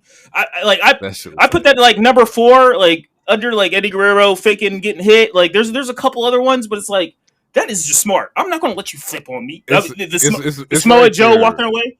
It's like, exactly. It's right. It's like right after Samoa Joe walking away during like high spot. Like I'm gonna flip. Like what? You're gonna flip? Like it's mind boggling. It's fucking great. But they do risk a chance of like being too cool because this company, this dedicated fan base, they like really cool people. They like people that do cool shit, even if that cool shit is bad shit. So they just risk doing that. Is what I guess is my fear. My like thought process with that is that you are right. AEW loves fucking heels. One, like I said before, you kind of killed their favorite in Daniel, which is like sharing the motherfucker who took out your favorite Daniel is fucking crazy, right? And not only once, but twice, right? He did it at All In. He did it at, or All Out. He did it at All In. He did it at Wrestle Dream. Kind of hard to like root for somebody who took out, your favorite in Daniel Bryanson, but also Bryan Danielson. You have all these baby faces going against them. So that also kind of helps you too, that you have the baby face wall. It's the Orange Cassidys, it's the Hooks, it's the Daniel Garcia, and then eventually Darby, because Darby wasn't at this show. And Darby is their Messiah baby face that they're going to try to push. And we talked about that last week too, to where like, I think the story will be Darby. But I think if you have your baby faces going against them, you also have the baby faces and people who love Private Party, people who love the Dark Order. Like that's why they're choosing the fan favorites. And it doesn't help Dark Order, but like They just for got the their ass. same reason. Yeah. I'm sorry. They got fucking smoked. But the thing is that like now you got them fired up because in that same promo, I think it was Evil Uno did a great fucking promo about how like we're gonna go after you. But then I seen some clips of Collision and, but you are right. They have to be careful. Yeah, and the thing with that though, like another reason why they have to even be, another reason they have to be careful is that all those people you named, like Darby is the biggest name out of all that. Darby and Adam Cole are the biggest names out of all those baby faces because Will Ospreay's doing some other shit. Dark Order has not been on Dynamite in fucking I don't years. Like probably since even before Ricky Starks has been off. They've been Collision and Rampage, like, so no one gives a shit. And also Dark Order as a group have never done anything significant besides Brody Lee's TNT run. I was like, besides Brody, like that's a huge hit. That's a huge hit though. Yeah, and that came in like a year and a half after Dark Order was already created, and that didn't last that long. RIP. And then after that, they didn't do shit. They were with Hangman, but they still didn't do shit. That's a tough pocket, bro. I understand that. I'm just saying they have not accomplished it. Daniel Garcia hasn't accomplished much, but he is liked, but he hasn't accomplished much either. And then I don't even remember, or Orange Cassidy. Yeah, he's accomplished, but he's accomplished shit, but he doesn't talk that much. So honestly, he's loved. Honestly, what would have really hit if he was the one who cut that Raw speech? He should have cut that Raw speech, not Dark Order. I think it's going to happen. I think it will happen. It's just, I mean, to me, they run a risk because, like, imagine OG Bloodline kills Raw and SmackDown, and the only people standing up to him is like Apollo, Tozawa, Cedric Alexander, and I don't know. I don't know. Throw another random name out, and then you have Cody, where it's like Cody is the only, like, Darby is their biggest, like, I feel like he is the end all be all with the faces among besides an Adam Cole and besides Ospreay, but Ospreay and Cole are tied up with other shit. And another random thing, because I'm going to lose my train of thought. In Swerve, but he's also tied up with other shit. True. And before I lose my point, is like in 2024, this is the third AEW versus a new takeover that we're getting, because we've already had Blood and Guts, we had the match or the Stampede. Now we have another AEW versus new people trying to take over the company. It's just very odd. And then also it's like, I'll just stop there. It's odd. I do like the new production. I like the beatdowns. There's they might be making BCC too strong, but at the same time, there's not many candidates that could beat them that are believable. So they kind of got to do this. But yeah, like it's hard. It's hard to imagine Darby and Daniel and Dark Order saving this company, as opposed to again, it's the same argument that we had during Blood and Guts, where it's like, why isn't it? It should be MJF and Swerve and Ospreay. Well, MJF is a heel now, but like if we're gonna do the fucking alliance versus WWE, if we're doing the invasion angle, if we're doing NWO versus WWC, then you should have your bigger stars doing this. Ospreay's tied up, Swerve is tied up. Or that's the point, is that like y'all need somebody to save y'all all the time. Fuck that. Get up and fight it yourself. I think that's what the point is that like these people are always being looked at as like, oh, they're just, to the wayside. They're the catering crew or whatever. And I think Mox is like, no, like if y'all want it, fight it. I think part of the clip from Collision today was after the trios match that they had against Top Flight. Mox is like, nah, get them in the ring. Get Dark Order in the ring and have them fight right now. We just smacked y'all, but we're gonna defend the titles here. Like y'all want to be on this, y'all want to be the ones like get up and fight. Like he's trying to motivate these people to get up and like be something, right? Instead of being saved, right? But it takes time for shit to be believable. Like if Daniel Garcia beats Moxley in a month, are you gonna believe that? No, I'm not. Like so, it takes time. I think that's the point. I think like we can always do this is the fucking the new hope of AEW, right? And then you run into like the whole, Revenge of the Sith or Return of the Jedi kind of thing. I think that's kind of like what they're going for, is that right now is the big bad punching down on everybody, but somewhere in the midst, somebody's going to rise up and like, hey, nah, fuck that. We're going to rebel against this whole thing. It's kind of funny because that's definitely Darby again, but like that's where they're going with this. And it's funny because Bully Ray compared this new era to Empire Strikes Back, because every title is held by a heel right now. Yeah, and I like that. Except for the ROH. Who's going to be the babyface? Who's going to be the one? Who's going to be the talent that comes up and like be the babyfaces to take this away?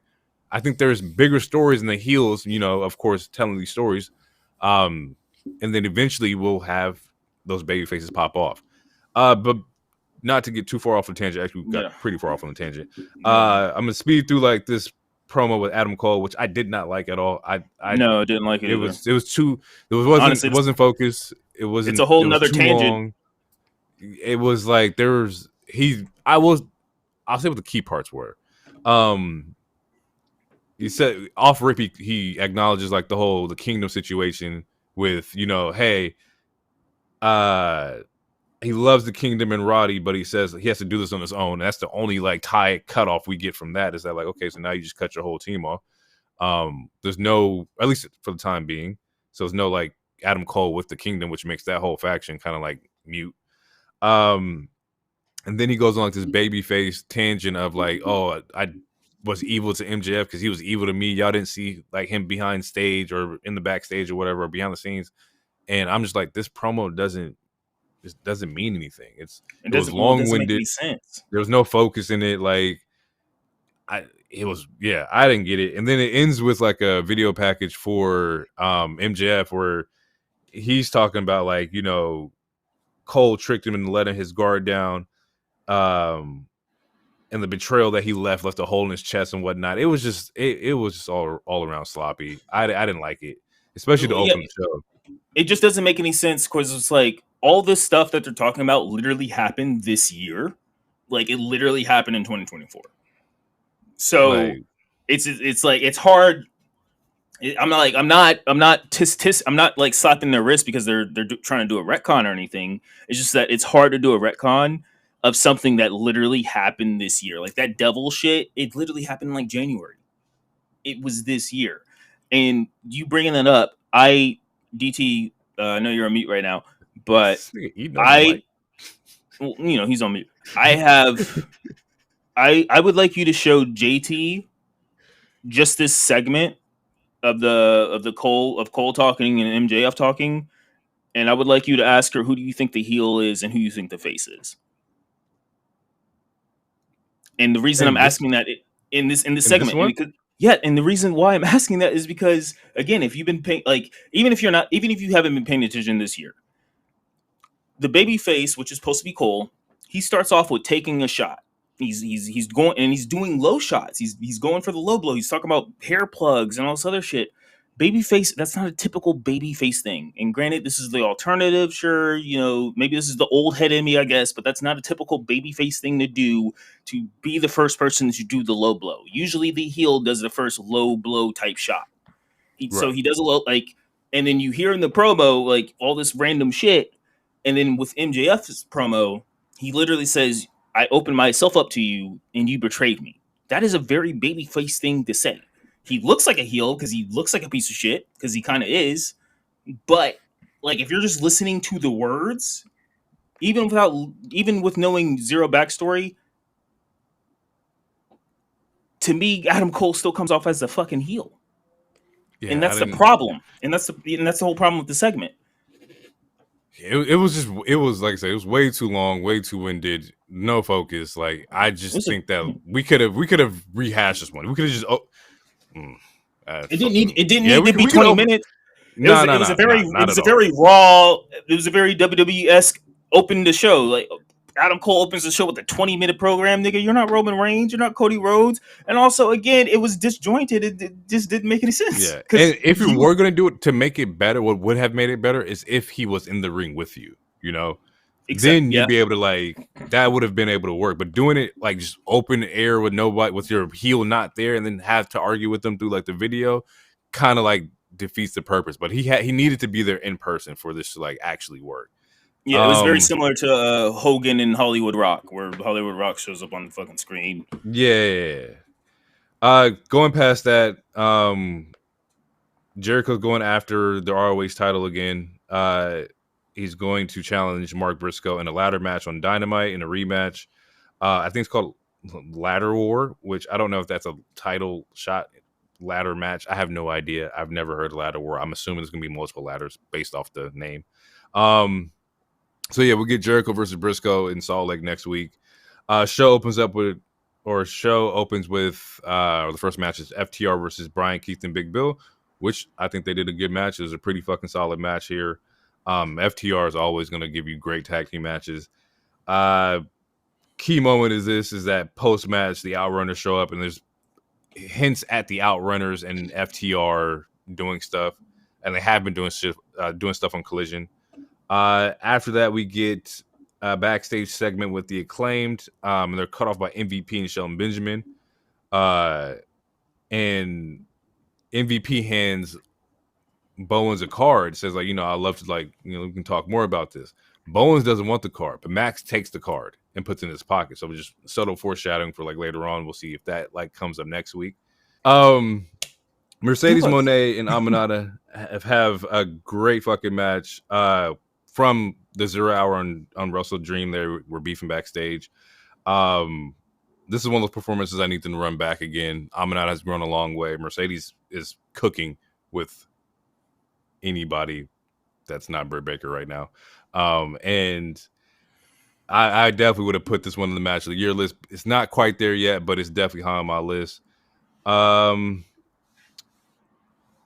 Party has a promo where they congratulate the Bucks on retaining.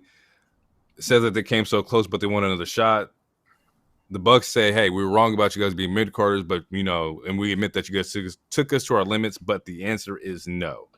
We won't be giving you guys another title shot, which I respect, because now you got to get back to the back of the line and, earn your way back up.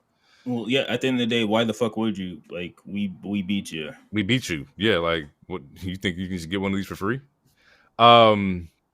Stokely approaches them, and this is where they talk about the whole, like, they've been there since the Obama administration, like, they've been there for a long time, it hasn't done anything.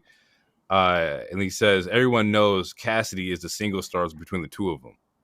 And so, kind of like throwing hints at maybe a subtle breakup or, just turmoil in between. I don't think there'll be anything of that. We get a Elite promo backstage where they're saying happy birthday to Kenny, and Jack Perry throws meat on this man's cake. Don't know why this was needed. Could have cut this from the show.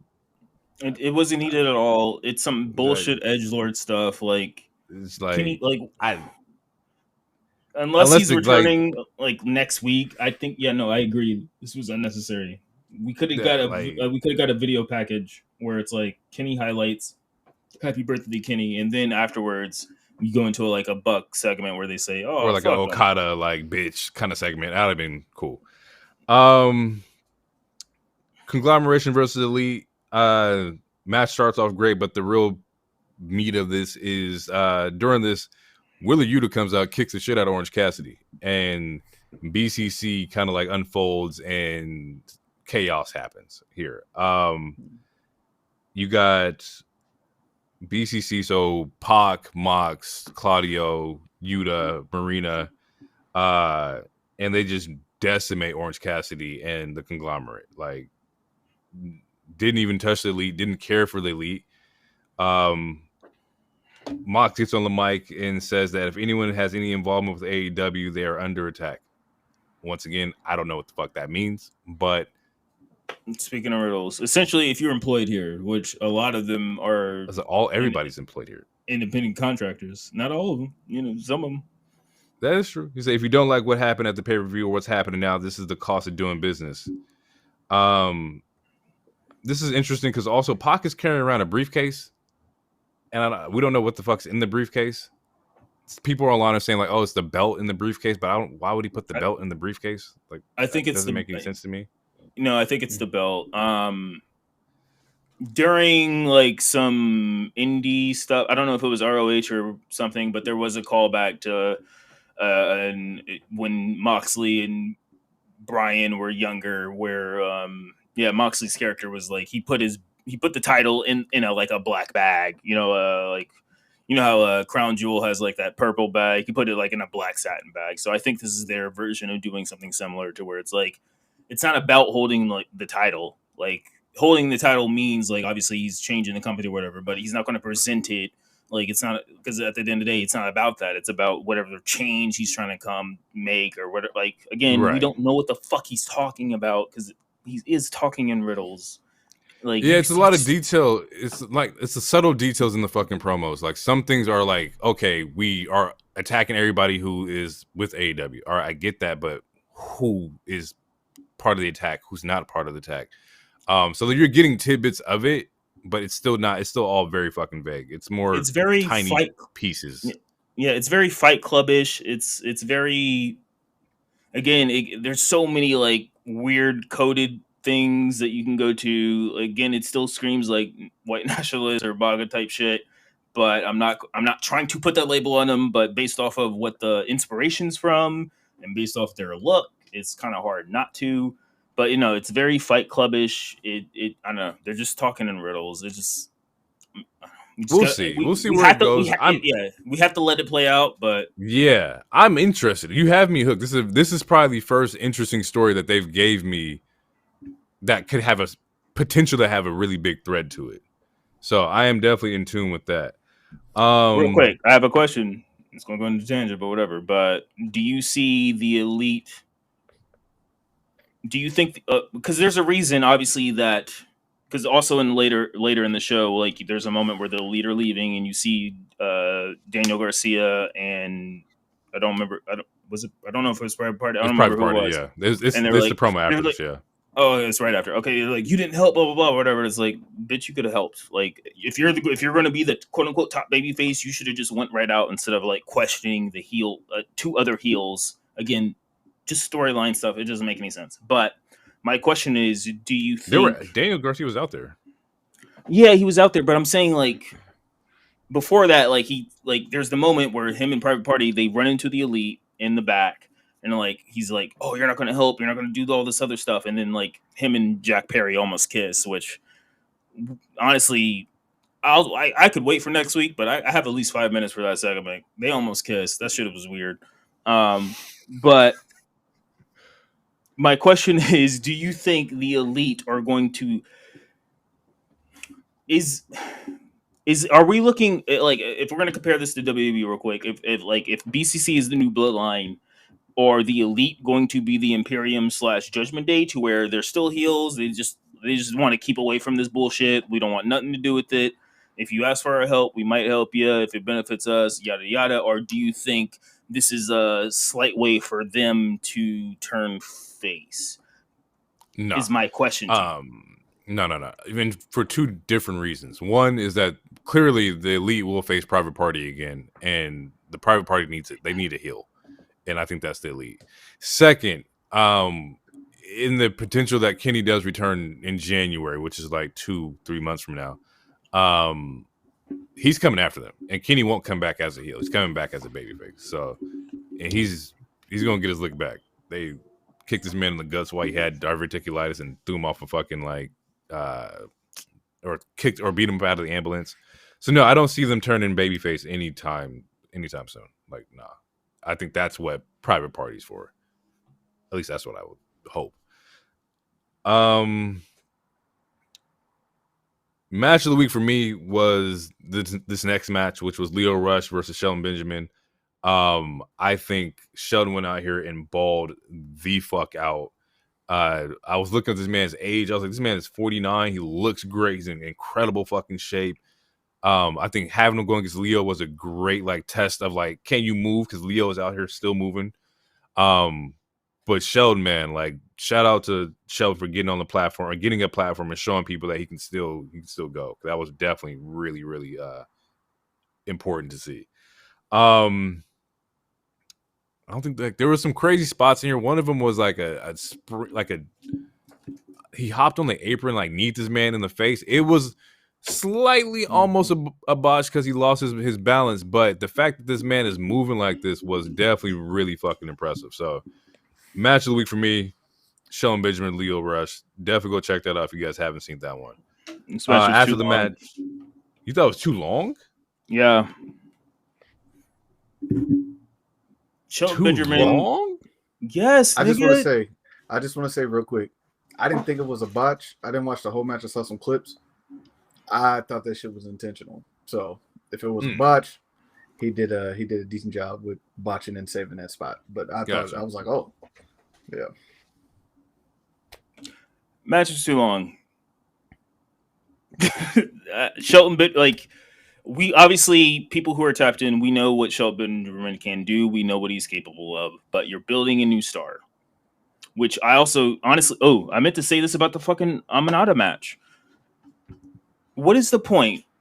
Okay, so if Camille is if Mercedes is the Shawn Michaels and Camille is her Diesel, her Kevin Nash, why is she not helping her win? Why is Mercedes still winning clean? What is the point of this person? Like, she's supposed to be. Like, look at what Raquel has done in just 2 weeks versus what Camille has done. You gotta stop that, because now we're comparing the WWE to the AEW, and they're not supposed to be like that. I'm not trying to compare the two, but I'm like, what I'm trying to say is that we're talking about heels, and we're talking about heels that have heaters, heels that have bodyguards. Right. The point of a bodyguard is to interfere, is to be intimidating, is to do a bunch of other stuff. Camille is not doing that. So what is the point of her? If Mercedes can win a match, we can't look at it from that context. We're looking at it from what we know. Wrestling is what we know. We're talking about years of wrestling. But we know WWE wrestling. We know how they do it. Bro, that is stuff that used to happen in WCW. It's stuff that used to happen in ECW. Stuff that used to happen in the territory our reference days. Material is that of WWE. I do agree with you that as a heel, you are supposed to come out there, or a heel manager, a heel like bodyguard. You're supposed to come out there and disrupt. That's what your job is, right? But I can't keep looking at them as the same, because like you said, we're looking at Liv and Raquel, but there's two different ways that they're trying to approach it. I do agree with you that in the normal context of a bodyguard, your point is to come in there and fucking fuck over a babyface, and the heel gets more heat. I agree with that 110%. I just don't think that we can keep comparing it an A to B, because it's not an A to B. Okay. I only use Liv and Raquel because it's a current reference, because it's literally happening at the same time. But let's just say wrestling as a broad spectrum. So, like, we're just going to change the ingredients of what a heel bodyguard does now. We're just changing it to where, like, so then again, what is the point of having a bodyguard? If you can win a match clean with zero help, what is the point of this person? Because they're not getting over, they're not getting any heat. As far as I'm concerned, Camille's B-Fab. But the only thing is that B-Fab is at least a face. She's not supposed to cheat. So, like, Camille can't get heat. So if I'm a fan, there's no reason for me to hate her as a heel. She's just there. I don't have no reason to hate her. She's not getting any heat. Mercedes is not getting any heat because she's winning clean. I mean, she's getting heat in the sense that, she's cocky and she's pompous or, whatever, but she's beating motherfuckers clean. So what is the point? Is the question. I get it. Like I said, I agree that, like, you are supposed to do heelish things with the typical bodyguard in wrestling. Not knocking that at all. Clearly, it's like, we still want to show that Mercedes can fucking wrestle. We all know that she can wrestle. She's arguably one of the greatest women's wrestlers of all time. But you are right. And I want to say, I think it was either this week or last week, or like the week before, where Camille did get involved and she had matches on like Collision and stuff like that. Once again, we're only watching one AEW show a week, so I don't know what Camille's doing on Collision unless I go back and watch. But you are right. The point of the bodyguard is to disrupt, and she did not disrupt in this match. She just let Mercedes win clean. But my original point before that was just something I forgot to say. But as far as Shelton goes, like, again, you're establishing a new star. Not every match needs to be 50-50. There's not a lot of squash matches in AEW. I know that's not their thing. But to go with what you literally just said, like, sometimes you got to be different. Like, there's no reason Shelton should be having a 15-minute match with the dude who, like, goes up to his belly button. Like, there was a moment in the match where MVP literally says, "Let's finish it." The match went on 4 more minutes after. For what? You're supposed to be this big bad. Like, Shelton Benjamin can literally beat up 98% of a roster in any company. He's literally beat Brock Lesnar in a straight up wrestling match before. Why the fuck is he going with someone who is fucking like 5'4", 50-50 for like 15 minutes? You're trying to establish a new character. And now he's about to fight somebody else this coming week. I think it's like AR. I don't know, because Ricochet just fought AR Fox. He's about to fight someone else this reign. No, he's about to fight Sammy Guevara, who last time we heard of him, he just got injured. We thought he was going to be written off. He's about to fight Sammy Guevara on this next Dynamite. For the fuck what? What the fuck does that have to do with anything? Reps for whom? Swerve. They announced Swerve and him doing the October 30th or the Halloween Havoc episode. He's getting reps in. So you got to warm up. You got to get these sessions in. All right? Benjamin, he's been warmed up. The nigga just left. He just left. No. Let this man get his warm-up reps in because he fights Swerve in 2 weeks on Dynamite. Right. So, with that being said, is that Lio Rush is way more credible to have, a 15-minute match. The dude has been wrestling his ass off. I don't see the issue with having them go 15 minutes. I do understand, 'cause at the end of that match, you're right. MVP's like, yo, let's finish it, right? But maybe that's the things that Sheldon was just playing with the food and it's like, hey, wrap this shit up, man. You can kill him off at any given moment. He is smaller. He's not you. Maybe the whole Hurt business or Hurt Syndicate is like, we're just so used to playing with our food because we can. Because I expect Bobby to do the same thing too when Bobby shows up. Is that he's going to play with people. Like, y'all not on our level kind of thing. That's never been in his character. Play with people. This motherfucker was hurt locking everybody and throwing people to the side. That was definitely in his character. Hurt locking people, that's what ended the match. Mm-hmm. No, he was doing hurt lock segments where he was just going through, just boop, boop, get out of here. And it ended the segment. That's not playing with your food. That's ending it. That nigga was playing with his food. Putting a nigga in the full Nelson and throwing him around, that's not playing with your food because they didn't get back up. If they don't get back up, then they're not playing. Them niggas is dead. I see both ways, but yes, okay. I think the match was too long. Honestly, I think this match shouldn't even happen, personally. Because Leo just got signed. Shelton just got signed. Again, it's one of those things. Why do you want either one of these guys to lose? They could have fought. There's so many small guys on this roster. Shelton Benjamin could have fought anybody else. But what if Leo joins Hurt? What if that's the angle? And if it plays out the way, that's fine. But you still don't need a 15-minute match. Yeah, you do your AEW. That's what you do. You wrestle matches. That's their thing. Not every character should have that be their thing. If you're debuting a character, how do you suppose you debut a character? Like, how would you you just do a 5-minute squash match? Like, I think it depends on the build and size of the talent for sure. But how do you debut a character? I'm not saying that Shelton couldn't take any offense. I'm just saying it doesn't need to be 15 to 20 minutes. You're trying to make the Hurt Syndicate. I'm assuming it's going to be a Hurt Syndicate. You're trying to make them a credible threat as a faction, and that's still without even their big Bob yet. You're telling me this dude who again Shelton is fucking 6'2", and he's a fucking veteran who's been all over the world.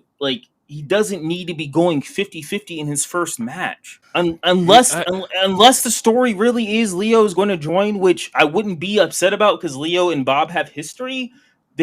Even then, you could still play it better. So we'll agree that 10-minute match for the opening would have been cool. An opening debut, 10 minutes, you're good to go. 5 minutes, bruh. No fucking way. No 5 way I'm getting minutes. Shelton Benjamin. I'll throw him out there for 5 minutes. No fucking way. He was gassed. He doesn't need to be having these long ass matches. He's supposed to be the muscle. The nigga's like 6'2". He's a legit wrestler. He can legitimately beat up almost everyone on any roster. He does not need to be going 15 to 20 minutes with a nigga who's 5'3". Get your wind up, bro. Get these reps up. Okay, you got to wrestle. Like I said, he's 49, bro. You got to get out there and wrestle. I think Bob is going to have to do the same shit, too. Bob going to put fucking Dustin Rhodes in a hurt lock at some point. Open the week or some shit. I don't think you just throw out Bobby Lashley versus Swerve. I think he will have to get his reps up. I think, like, that's just normal, bro. We got to see, like, we got to get tape. We got to get footage. We got to see what the fuck you're doing. Right. You can do that without it being 15 minutes is what I'm saying. But you more can than build 5. incredible. Most squash matches are like 2 minutes, bro. 5 is being squash lenient. Leo. I'm not squashing Leo, bro. There's no fucking way. My whole point is it shouldn't have been Leo in the fucking first place. He just got there. Neither one of those two guys should be taking an L right now. Unless the story Leo is just got signed now, but he has been wrestling in AEW for at least 2 months now, 2-3 months now, at least. Like, he was wrestling AEW in August and prior to that. So Leo's been around for a while. He can take an L to Shelton. There's nothing wrong with that. It's not that it's wrong. It's just that it's unnecessary. After that match, MVP leaves his card inside Leo's tights, which is why I brought up the fact that Leo could be possibly one of the members. They do need a fourth. They're going to be shopping around for a fourth. I mean, there's possibly no limit. That's true. That's true. I'm saying a fourth. That's what I know, but they could do whatever the fuck they want. They shop for some women too. They did. That's true too. That he went and talked to Mercedes as well. Also, one real quick note: they have not. MVP has went to a lot of black talent. You know which one black talent they haven't went to? Any guesses? DT, you got it. Starts with an R. It's Ricochet. Could that be Story? Maybe. It could be Story. That's all I say. I just want to throw that out. Ricochet ain't got a card yet. Quick little Don Callis promo. He just brings in Lance Archer, introduces Lance Archer to the group, introduces Konosuke after the title win, and Kyle Fletcher's getting massive fucking heat, of course, for betraying Ospreay. Konosuke's English was really good, and Lance Archer looked exactly like 2019 Drew McIntyre. And I know a lot of people online were making fun of him. He did make some clapbacks, which made him come off a little sensitive. But then again, some people are disrespectful. But overall, Deadass still looked like Drew McIntyre 2019. I mean, most should have kept. Obviously, he just should have kept the braid. The braid. I didn't like the braids. I didn't like the intertwined red and white braid. Wasn't my thing, or the red braid. We get the Ricochet promo that we had sent in the group chat. The one where he's pointing, which was a good promo. It was growth. Wasn't great until then. Up until he started using his hand motions, it was all right. But basically saying that, you know, Takeshita didn't beat him, didn't beat Ricochet and Ospreay at Wrestle Dream. He beat Ospreay. So he says he came to AEW, one goal in mind was to win gold, and Takeshita screwed him out of that. And now he's giving out or has an open challenge on Collision. So I believe the open challenge was AR Fox this week. And AR Fox is a great wrestler, but not who I thought he was going to wrestle. But that's neither here nor there. If I'm going to go for gold, let me wrestle someone who hasn't been on any television. That makes a lot. Once again, it makes sense. Yeah, I don't. It makes sense. Reps. I mean, get your confidence up. I don't know. I don't fucking know, man. Backstage, this is where that brawl happens between Dark Order, Top Flight, and BCC. The brawls happen all around the arena. Moxie's, and this is where the whole pickup truck angle is at. Moxie's in the truck. And now we get a fired up promo from Evil Uno, who calls up the BCC. Says the Dark Order has been there since day one, and they work for AEW, not the BCC. Dante Martin then says that the BCC are going to have to fight teams like them, for the trios.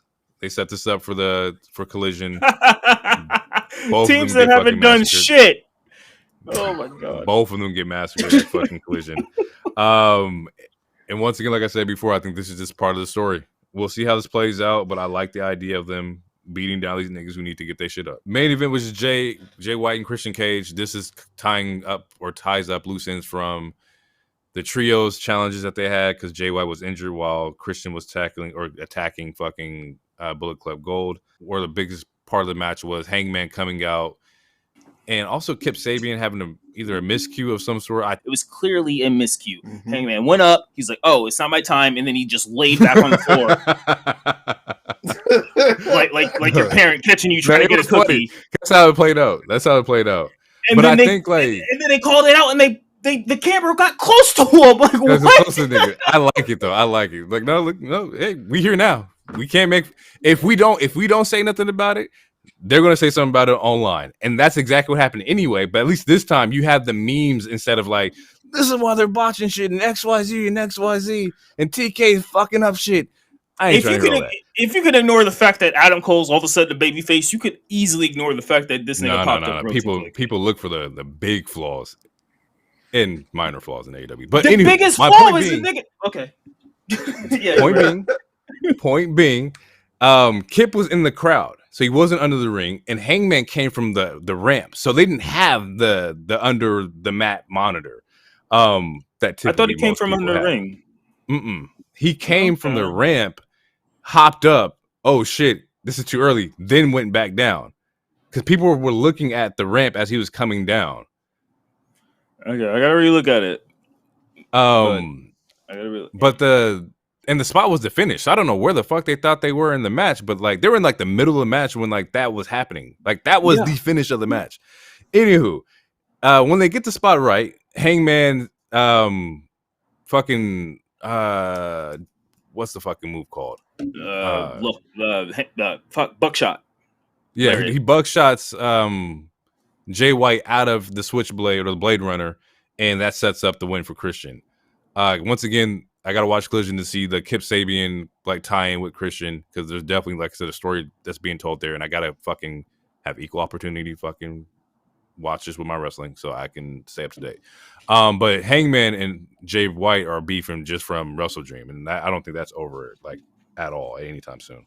We're gonna finish off a SmackDown real quick, but the OTC DT will headline this one. DT, go ahead and kick us off. How does the show start? All right, so actually, SmackDown starts about 2 hours before they begin taping. KO posts his video on his Twitter, explaining or attempting to explain his actions. Why has he done what he's done? Why did he attack Cody Rhodes? And he explained, even though he has been with the company for over 10 years. I wanted to know what y'all thought about that.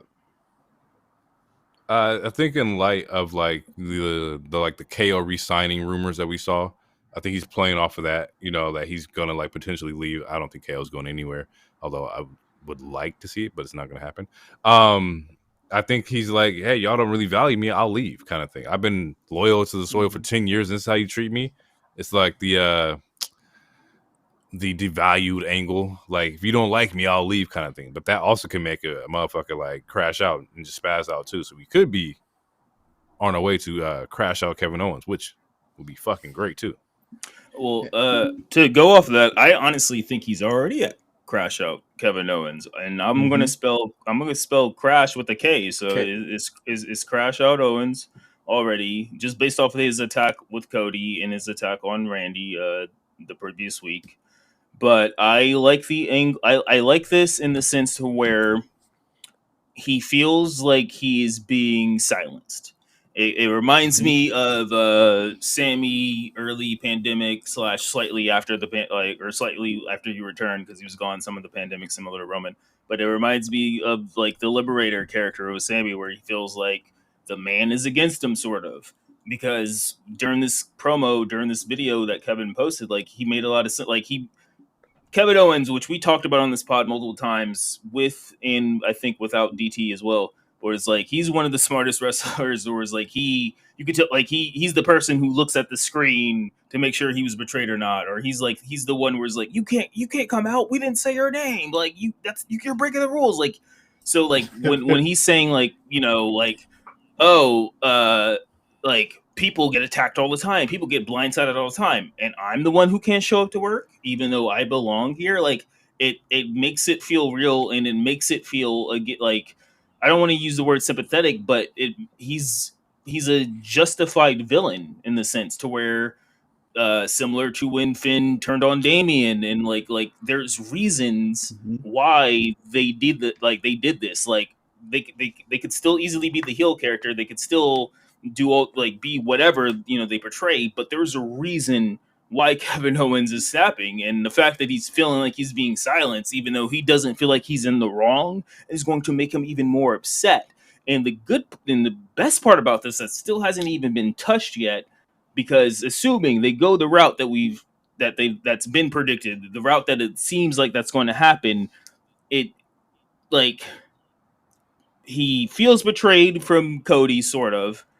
He feels more betrayed from Randy, which he says in this video, where it's like, you chose him over me, like, yeah, people say I turn on people, blah, blah, blah, but I wouldn't have done that to you. Like, I thought we had something different. Again, it sounds like a real relationship too, which makes it also relatable. It's like, I would have never done that to you. I know people said that about me, but I would have never done it. I thought we had something special. And then, so imagine after he's saying that to Randy right now, imagine what happens when he sees fucking Sammy team up with them. If that happens for Survivor Series, imagine what's going to happen to his character then. This motherfucker is definitely going to crash out.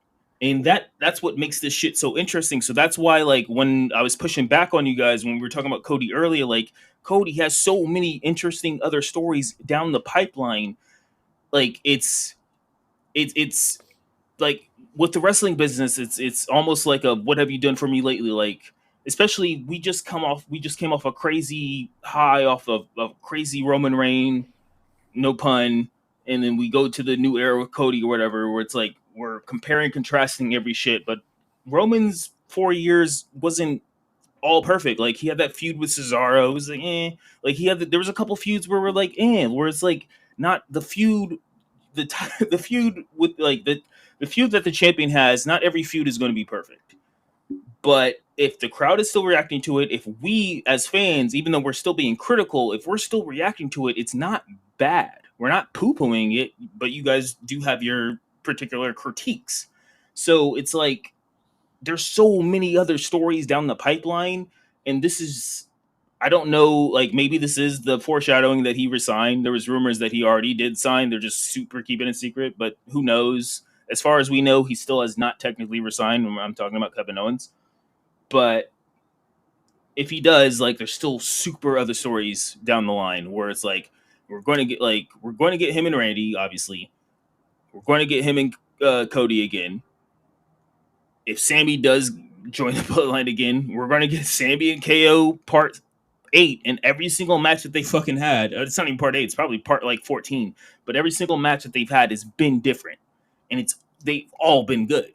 Like, so there's still a lot of stuff in the pipeline that we have an opportunity to enjoy later, assuming it plays out the way that it plays out. I'll add that because you talked about KO saying he thought him and Randy had something different, he wouldn't betray him. He also literally just said that not even a month and a half ago to Cody. So take that for what you will. More like, doesn't matter. You can't trust his word at this point, but you can trust his actions. So cool. So show starts with Motor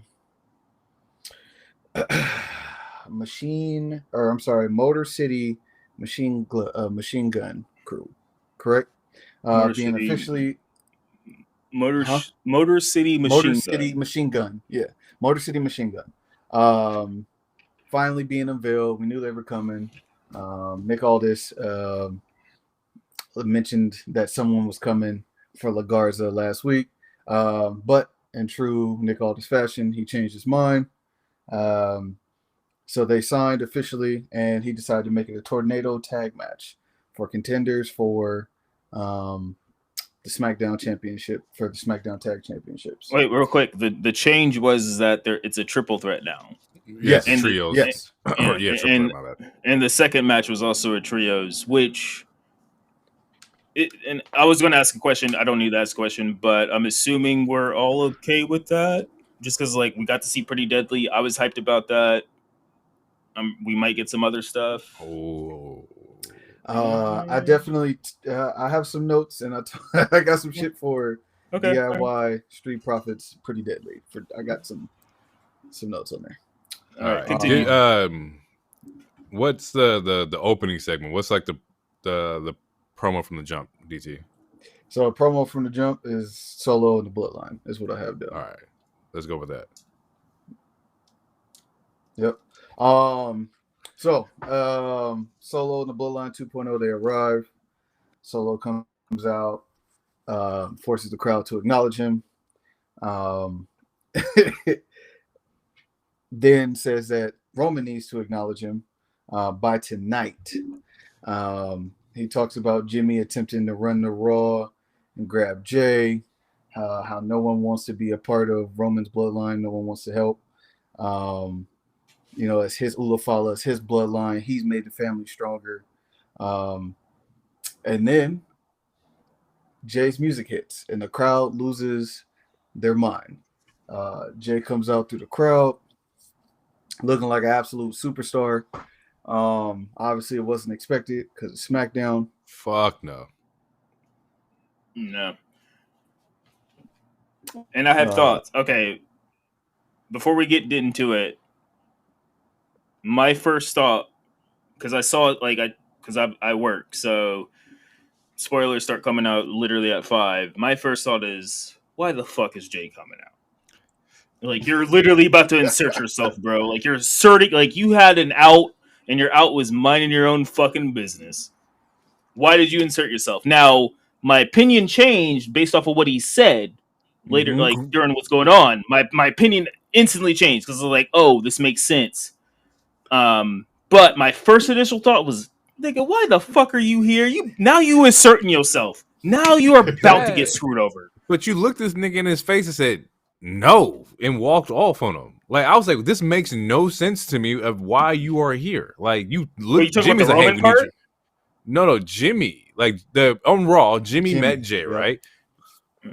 Jey was like, no, like, get out my face, bro. Like, and walked off. Why in the hell are you on SmackDown? Like, and that was my same thing. It pans out based off what he says, which we'll get into. DT will get into it, but yeah, I just wanted to say my first initial thought, like that first 20 seconds, even though I was hyped, I was like, and I did see the spoil. I didn't see the whole segment, but I saw this. I was like, oh, Jey shows up on Raw and interrupts Solo. My first thought was at work, I was like, I can't wait to watch this, but why the fuck did he come out? Now you're inserting. Now you're for sure going to lose the IC now, or my thought. I was just worrying. It's just like, bro, why did you insert yourself in this? Mind your business. But yeah, DT, continue. Sorry. So, he comes out. He's pleading with Solo. I care about you. You're my little brother. I'm always look out for you. He's pleading with Solo. Don't divide the family. Don't do it like this. If anybody got beef with Roman, I got beef. But don't do it like this. The Ulafala is earned, not taken. Which immediately when he said that, I did think about he didn't actually fight for it. He literally showed up with it before they powerbombed Heyman through the table. Still, we don't know where he got it from or how he got it. So that's a piece there. So Jey brings that back when he says that. And then he said, there's a reason why we stayed away from them. There's a reason why we stayed away from Tama, Tonga, and Jacob. Which obviously announcers and stuff have been alluding to it. They're dangerous. They unhinged. Paul Heyman has said the same thing, etc. He goes on. He goes on to say, "I'm not here to fight. I don't want to fight. but Jacob keep looking at me. If you keep staring at me, I'm gonna knock your ass out, which gets a pop from the crowd. That shit was crazy. That was a big pop. No, you got pop from me too. That shit was crazy. Solo, the reigning tribal chief that he currently really isn't, but is, puts his hand on Jacob's chest. Jacob goes back to praying to Solo, loving Solo. And that's kind of how the segment is. Jay ends up leaving. We get the first match. Wait, okay, real quick before we move on. Because I don't think you were part of this combo, DT, but I'm sure you heard it. Lona and I talked about this. It was right before Bad Blood, and I feel like, because one of the things I said during Bad Blood, where it was like, I think this was before we saw the Georgia video. When we see the Georgia video with Roman and Cody, and we're all like, some of you guys were like, I don't want to see this tag team. And I was like, I think this is Solo actually being super smart, where he's trying to bait them into something and he doesn't think that's going to happen. And obviously it does happen, but he's like actually kind of smart. And I think this promo also furthers my hypothesis, or just, I mean, I'm not saying it's just mine. I don't think I'm the only one that said it, but I think this particular promo, and also what happens later, also what happens at the end of the show, I think this further proves Solo is actually really, I'm not going to say he's a genius. I'm not saying he's the Riddler, but he's actually cunning, and he was paying attention. He was not just the brute. He was not just the bouncer, just sitting there being silent, not paying attention. He was actually really paying attention, and I think that really shows also during the later in the night during the Roman segment with the face-to-face. But I feel like this mixed with him even asking or even trying to bait Cody and Roman to even tag team, I feel like this is showing that sure, he's one of those, if we're gonna bring it to current day, he's one of those young bucks, you think you could just take everything by force, yada yada. But at the same time, low key, he's actually kind of cunning. Low key, he actually is thinking, and that's probably why we don't have a wise man character yet, because it's he's not dumb. Yes, he's still aggressive. Yes, he's still trying to take shit by force, but he's not a brute. He's not a goon. He's kind of like a Bane, almost, where it's Bane is a fucking tank, but Bane is very calculated. I'm not I don't know if he's as calculated as a Bane, but he's not stupid, is what I'm trying to say. He's actually thinking shit out. And I feel like this segment proves that, and I feel like the segment at the end of the show also further proves it. Even the way that he was talking to the crowd before Jay came out, you can see his personality, his charisma, and his confidence of him kind of being the leader at this point. Is coming out. You know what I'm saying? Him acknowledging the fact that y'all keep trying this stuff, none of this is working. You keep running into a brick wall, there's a reason for it. Nobody wants to deal with Roman no more. So Jay, you got any thoughts? With this particular segment, what I liked about it was at the end of the promo, he sits there and says, where is I wrote my notes? Where is it in my note? Yeah. He says, oh shit, this is wrong. Is this the wrong one? Fuck, what the fuck's my notes at? I don't know. But he ends up saying the next time I see you, it's gonna be different, right? Just let him know hey, this was my warning shot to you. When I see you again, it's gonna be different. And kind of it's funny because it kind of alludes to what happens at the end of the show, to where if he sees what happened at the end of the show to Jimmy, then for sure the next time you see him, it's definitely going to be different, for sure. But overall, I thought it was a masterclass promo. I love the promo. I saw I was getting a little backlash on online, people didn't really like it, and I was I don't see anything wrong with it. I thought this was dope. I thought you kind of got Jay's motivations of what he wanted to do. He just wanted to come out and check the tempo on little bro. Hey, chill out. We ain't got to do all this. Little bro not having that. And in fact, ask him to, hey, stop calling me little brother. Stop calling me little bro. Yep. Call me tribal chief. I'm tribal chief. I'm not your little bro. we not your little niggas no more. Like that's basically what has happened. I respect it. I saw people post the Mace clip. We not your little niggas. He not wrong though. Like we different. Other than that, like no, I'm good. I think the next match was the DIY and Profits match. Yep. DIY Street Profits. Wait, before we get into that, how do you guys feel about Solo trying to invite Jey into the Bloodline? That's what he's supposed to do.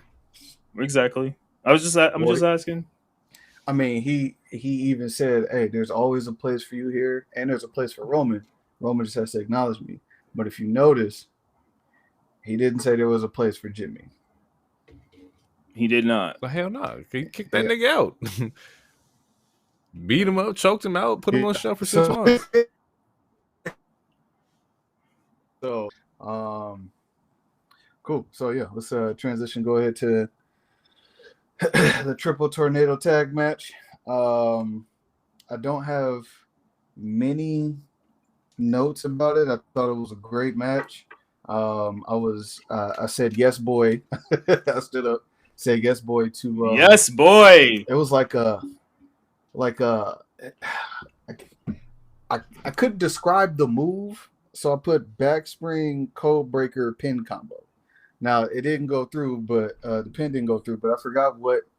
Like there was a move that they both did that I was shocked. I didn't know they had that in their bag. Oh, okay. This is what I was talking about earlier, because I wrote a note about the. Oh no, I know. Yes, but no, I know what you're talking about. Pretty Deadly's awesome. Yes, boy. But this is what I was talking about with crowds, because this is South Carolina. Boo, by the way, you're no PD Pablo, but no, like the fucking crowd was hating on Pretty Deadly. They were like, "You look stupid." I'm like, "What the fuck?" They dripped out. What the fuck? What do you mean they look stupid? Are we bashing? It's the Bible Belt. The red state of South Carolina and how they're reacting to two men dressed like in lace. Are we? Yeah, we're mad at the connection not being there in South Carolina. Yes, boy. What the fuck? It's Pretty Deadly. We talk about Kit Wilson. We talk about Elton Prince. Them niggas was in the crowd like pretty gay, nigga. Like they didn't care about none of that, bro. And that's not okay. That is not okay. It's not. They don't gonna vote this year, you guys. For sure. For sure. Don't but be no, like that made me upset. I was like, what the fuck? You got like, we haven't seen them on TV in a minute. Like, we should be like, they are really talented. I mean, that's just me nitpicking, but no, like the crowd was stripping. Like, what do you mean they look stupid? That's their fucking everyday outfit. Yeah, and it's similar shit that similar shit that Jeff Hardy wore though. Come on now, Jeff Hardy wore the same shit, but it was a fishnet. Nah, really? I like it. I like the reach. That was a great reach, but I don't call it foul. I'm a Hardy fan, bro. I was a Hardy stan. I'm telling you, he wore something very similar, but it was fishnet, my nigga. He did have the fishnet, but he had like the long baggy jeans and was definitely more emo than fishnet. You still have a crop top and long hair. They had and dye and piercing. Whatever. All right. Anyway, I also didn't take like notes of like the particular moves, but I also thought this was a really good triple threat match. I still love the line. You didn't like this match? No. I didn't like. No, I didn't like the finish. It's probably because now we gotta play the card right this whole double finish shit. Whoa. Okay. All right, DT, finish it because I have a counter to or rebuttal. I go whatever. Well, I mean, yeah, finish it. Talk, nigga. We got Angelo Dawkins and Johnny. Nigga, you keep can't talking. Tell this nigga froze or not. You got. I can't see your face. You got Angelo Dawkins and Johnny wrestling. They tag up in between the match. They're putting in some great work, and then it ends with the finish, which, of course, nobody's gonna like. It was like a double pin up, and Montez pins the illegal guy. And once again, DIY's ring awareness has saved them yet again. And I wrote that their ring awareness was impeccable. It's unfortunate that that's how the match ended, but Jessica called it right, which kind of pissed me off a little bit. Not gonna lie. But keyword was ring awareness. We're sitting here looking at Street Profits like they don't have ring awareness. Like they knew who was like the hot tag or the hot man in, right? Like they're experienced enough to know like what's going on here. And then we end up with a double pin, and I'm okay with it. I'm cool with it, right? It's just more so like, why? Like, why do we need to do it that way? And I get it, because you're gonna do Profits probably gonna have some like interruption in like next week's match or of some sort. I would think, but like interrupt. They'll be a part of it in some way. I don't think Profits run for the tag belts ends here. And if it does, I definitely got some fucking questions. But yeah, I didn't like the finish. I thought the match was great. That the like everything was cool up until like the end. That part I was like, I'm over. Okay, well, I guess I am the odd person out. I liked the finish, and I liked the finish because it was the smartest version of that kind of finish that I've actually seen, because we've seen similar finishes throughout like the years in different companies, and it's usually confusing and it's usually like but like this one made sense because, like, for example, I was watching it because I was cooking. I was watching it from the kitchen. My wife was watching it on the couch. I was seeing the whole thing, and this is me seeing no spoilers. I saw the tag that Kit did to Elton. I was watching the whole spot. They try to do like a double suplex. Some shit happens. Kit leaves the ring. Bing, bam, boom. Fucking Montez pins Elton, but they do the fucking meet in the middle and Ciampa pins Kit. It visually made sense to where, like, visually it was not confusing. Usually visually it is confusing, but to me, like, this wasn't confusing. So I enjoyed it, and also I enjoyed it because I guess what I'm saying is I enjoyed it because it wasn't confusing. Because usually they are confusing, to where it's like, for example, like the fucking the first time Randy and Gunther, at Crown Jewel, where it was like, what, like, where, like, it was like a mixed thing, and like they actually had to talk about it, and it ended up becoming a story, but like that was confusing to where it divided the fans and divided a bunch of people. To me, it made sense. And it didn't make the Profits look weak because they technically got a pin. They just got a pin on the illegal man. Oh no, fuck that, nigga. What are we talking about? Because because they lose the match, but they're not getting pinned. It's the same thing to why, like, when you add people in a triple threat and you don't want the two teams to lose because you don't want the two teams to look weak, you pin the fucking weaker team. What happened is that both strong teams pinned the weaker team, but only one of those niggas was legal because it's a triple threat. It's just dumb rules, but Street Profits don't look weak. They lost off a technicality. So they don't look weak. When we had the same conversation 2 weeks ago about the Konosuke triple threat, what was it? It's the same thing. Will looked weak. Will took the pin. But we were protecting somebody, right? We were protecting Ricochet and Konosuke in this moment, right? Right. And one of them ended up being the champion. I'm just saying there's not that big of a difference between the two.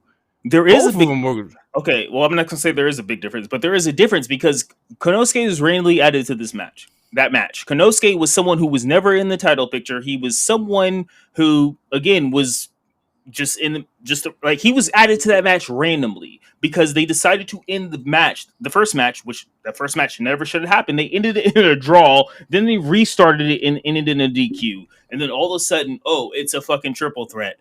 And then what I said on the pod was that I feel like they added Konosuke in the match because they don't want Will and Ricochet to lose, so he's the person who's going to take the pin. I got swerved. Everyone got swerved technically because no one thought Konosuke was going to win that match. Let's be for real. No one thought Konosuke was going to win that match. Will took the pin, which I'm going to argue for sure. Will shouldn't have took that pin. He's already lost 7 times this year. You can say the same about the Profits. They shouldn't have been the one to take the loss here. But they didn't. They took the loss, but they didn't get pinned. They lost But on a technicality. They're the ones walking away without the fucking morale of them. They're walking away with no fucking boost. They didn't have their music played. They fucking lost the match. Right, but I'm just saying it's the same thing, bro. It's not. Next week they could say the same thing Ricochet just said. I didn't lose. I wasn't the one that got pinned. I thought we got the pin. They could say the same point. Is that but that it's isn't the same thing, bro? It's the same thing. They can come back next week, like you said, like Ricochet, say, "Hey, we didn't lose. You didn't pin me, right? We're because we're the protected wrestlers in this, right? They can say that, but I'm saying at the same time, you still walked away from this match, and the Profits for sure have walked away from this match as like, damn, we are losing matches and losing spots for what reason, right? Why are we doing this? What is okay? I got confused now. What is your argument then? If My we're talking argument about is it's the same shit. I'm just saying you looked at me like I was crazy when I said, "Yo, like it's cool to have Konosuke come in and do this match." The double pin was weird, but it set up something bigger, which was Konosuke getting the fucking win, right? But that was never part of this. Sure, but again, no one thought Konosuke was going to win. Also, he shouldn't have been added to the match because it was random, and also the Will and Ospreay back. My main complaint was the ending, the booking. It ended in a draw. They restarted it and ended in a DQ. That makes zero sense. This match ended with a definitive winner. We thought the other team, the other team thought they had a win, but they pinned the wrong guy. But they don't look Which doesn't weak make in it. any sense based off of the facts of that they are the experienced tag team. The Street Profits who's been wrestling tag team wrestling for fucking 6-7 years now. They should not be like, oh, we don't know who wasn't tagged in. That's bullshit to me. One of them was outside of the ring, and one of them was on the, I think, on the fucking ring post. DT, you have to, this is why we're a trio. Break a tie. Does it make semi sense or not? I'm gonna so tell we can you, move on. I'm gonna tell you that from somebody who was literally watching the match. We all watched the match. I know, but I'm saying like I didn't know that Montez was pinning someone who was illegal. And it wasn't until they went back and showed it and Jessica explained it. So it's a bucket for the Street Profits to literally come back and say, hey, we didn't lose. We didn't get pinned. All right, let's move on. I don't even know what side you're on based off your argument. I don't even know what side I am on. I don't even know what side Loner's on. All I'm saying is Profits don't look weak. So they don't. The Pretty Deadly was added into the match so that DIY could win, but the Profits don't take a pin loss or a ring or a submission loss. They took a loss, quote unquote, but they didn't get pinned or they didn't get submitted. So that was the point of it. But DIY still wins, obviously. All right, DT. I think we'll see them come back. Yeah. We're gonna kind of go through this real quick because we already are over the 3-hour mark, which I've been trying to keep the pods pretty fucking compact. So I'm gonna take it over here real quick, and then we're gonna co-do it. All right. From here we get a promo from Nia, or no, actually, there's an OG Bloodline promo. Roman and Jimmy. Roman pops out. Yeah, Roman and Jimmy come out, or they're arriving in the arena, and Jay's there. Jimmy's surprised that Jay's there. Is he holds his hand like, hey, what you doing over here? Does not get a handshake back, which is kind of cold blooded. It's been happening. But as he's as he's walking away, man, he ain't got acknowledged at all. I mean, he didn't get acknowledged last week. I'll take that back. But he, Jimmy or Jay sees Roman, walks away. Roman grabs his arm and then tells him hey, I'm proud of you. Which that took them the emotional strings right there. That was great. It was manipulative. You think? Ooh, I've never looked at it like that, but you could be right. I think it plays into the finish. To me, it's manipulative. But You yeah, got, DT after go that, ahead. we get Go ahead. the night. No, you lead in the show. You lead SmackDown. After that, we get the Nia promo. Tell us what happens real quick. Come on. All right. So yeah, Roman says, "I'm proud of you." The crowd erupts, but he also says under that, "We all are." So talking about the family. Jay looks at him, True. stares at him. It's like, "Man, no yeet." Walks off. So that was essentially Jay saying that's not an apology. Like, fuck what you talking about. Roman looks to Jimmy. See, I told you. Come on. So Roman doesn't apologize. Roman thinks he could just say whatever, and Jay's just going to jump back on board, etc.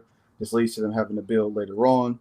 All right, we got Nick Aldis in the room with Nia while she's on the phone with Tiffy. Tiffy says she's sick. So the match is going to get canceled. Nick Aldis then says no, the match is not going to get canceled. We'll find somebody to tag you with. In comes Indy and the Poison Pixie, Candice LeRae. Candice LeRae says, Nick Aldis says, yeah, why not have you one champion tag with another champion? So they're acknowledging the Speed Championship. Nia looks at Candice LeRae and then says, you better pull your weight and do your part. If not, I will end you, and it will take me less than 3 minutes. Another Speed reference. Real quick, before that, Nia has some of the perfect comic timing that I've ever seen. Because like Nia's like, no, I'm not gonna do that. After Candice is like, I could do that. Like, because Candice herself references that she is the Speed champion. And Nick is like, 2 champions. He's like, I'm not gonna do that. And he's like, to me, it smells like money. And she instantly says, no, that's my perfume. It was the perfect comedic timing. It was so good, and no one broke character, and it was so quick. I was like, "Yep, she could be in the movies too." Like it was perfect comedic timing. That was my only comment. I'm done. Yeah. So next match, Piper Niven versus Lash Legend. Very impressive match from the both of them, but specifically highlighting Lash Legend. She ends up getting her first win on SmackDown. She had a great finisher, great strength. Thought she had decent pacing because there were some spots where they weren't quite on the same page, but she did all that with a 24-inch enclosure bust down. So shout out to her for the long weave.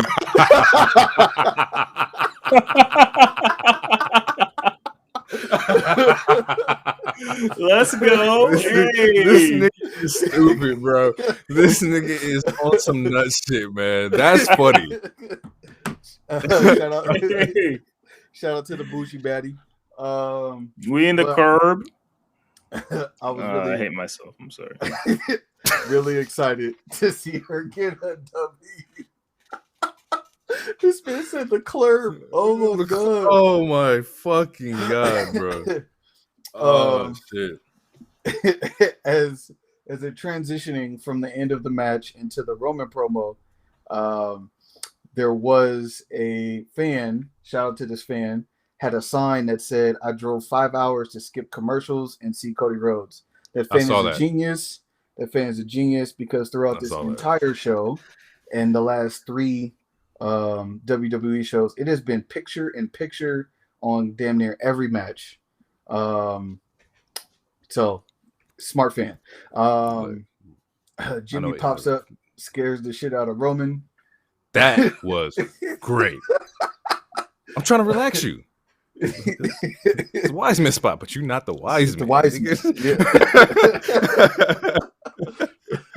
We get the KO video online, which I didn't know they were going to play this, but they played the entire video from what we talked about earlier from KO online. And then after that, we get Randy talking to Aldis. We get Randy talking to Aldis because he wants that match with KO. And then Aldis is like, it's not up to me. It's not for or whatever. And then Aldis essentially says it's up to the higher's up. So it's above him. The call from above. I was like, who is above making calls higher than him? And then and Triple why H, would why would Triple H want to stop this from happening? I don't know. That's what makes the story interesting. Or if it's not Triple H, it's still Cody's.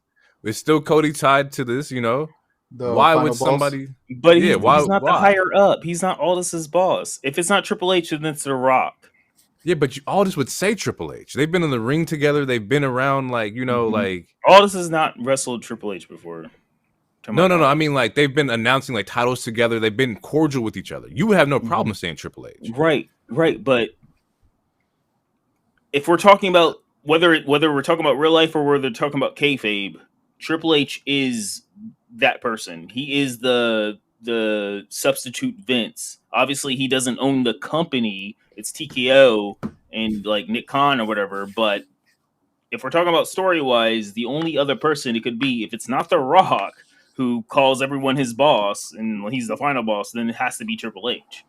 So right, which that's what makes the story. Agree. Yeah, so that's what I'm saying. That's what makes the story interesting. Is like, why would Triple H say no? And then we're probably gonna get a story where it's like Triple H cares about Randy, and there was that time, Triple H, he fucking fucked over Roman / Seth, and that's when KO won the Universal. Maybe he likes KO. There's an opportunity for a good story, is what I'm saying. But I feel like it has to be Triple H. There's no other like legitimate person. Well, we'll find out. We'll figure it out. We'll figure it out. Okay. So I'm gonna just call them the Motor City Club. They get a quick win. At least it felt like a quick win. Most of their match was picture in picture yet again. So they get the dub there. Then they cut to Lopez looked very nice. Quick little talk or quick little pop about Motor City Machine Guns. What I saw from them is what the tag team division needs, right? Which is like experience. Like you can definitely tell these dudes are very comfortable being tag team partners. They're very experienced, and I don't mean like the Profits experience. I mean like you guys are veterans. You guys been doing this shit for a really long time. Forever. No, if it wasn't for them, we wouldn't have a lot of the current tag teams. Like we probably wouldn't have the Bucks and a couple other people. Like I could see that. I wasn't familiar with their game. I didn't know how far like they game ran, but as watching them in the ring, I was like, oh shit, like this makes sense. This is a good fucking pull. This is great to have around these younger guys and kind of like develop, your tag team division. I was highly impressed with what they had going on, and it made me even more excited for when the moment that we do get a Lucha Bros in WWE. Like running this at like a Mania or like a SummerSlam is gonna make that bitch pop, bro. Like Lucha Bros, most of the Machine Guns is instant fucking money to me. Well, rumor is that Motor City Machine Guns agreed to go to NXT to like teach some of the younger people, and then obviously, Lucha Bros were going to go to main card. But ever since the whole TK, adding their injury time or whatever, that like they were like, oh, we'll call them up. I mean, yeah, instead of sending them NXT, we'll just call them up because they're trying to revamp their tag team. Like they've been revamping their women's tag team, which we haven't gave that much credit to, which we'll talk about maybe next week. But like they're trying they're starting to try with the men's tag team on both sides, like adding War Raiders, adding them, and then actually like making stories and shit. We'll see, but yeah, it's early. But yeah, the rumor is they got the main roster call because Lucha Brothers didn't come as fast as they did. And I also have like a nitpick too at the same time. Like I love the fact that they're there, but we also find out later that they get a number one contender match with DIY. And a while back, this is my point about like you can just create opportunities at any given time. I won't go into depth, but I'm just saying like you can make this happen without having like storylines attached to it, just by putting the talent in there and letting the talent work for themselves. I get it that Motor City Machine Guns are a very talented group, a very talented team, but once again, we can make this happen out of thin air, And of course, the DIY match next week is going to hit like crack because it is fucking DIY, and I expect them to have a great fucking match as well. But it's like they're just now debuting and they're getting, into like the title picture and whatnot, and that's all my point is. Well, it's a new team. They're just giving a push. It doesn't mean they're going to win. They could, which wouldn't be bad. Like Bloodline don't need the titles, but True. Like it's the way that I was looking at it.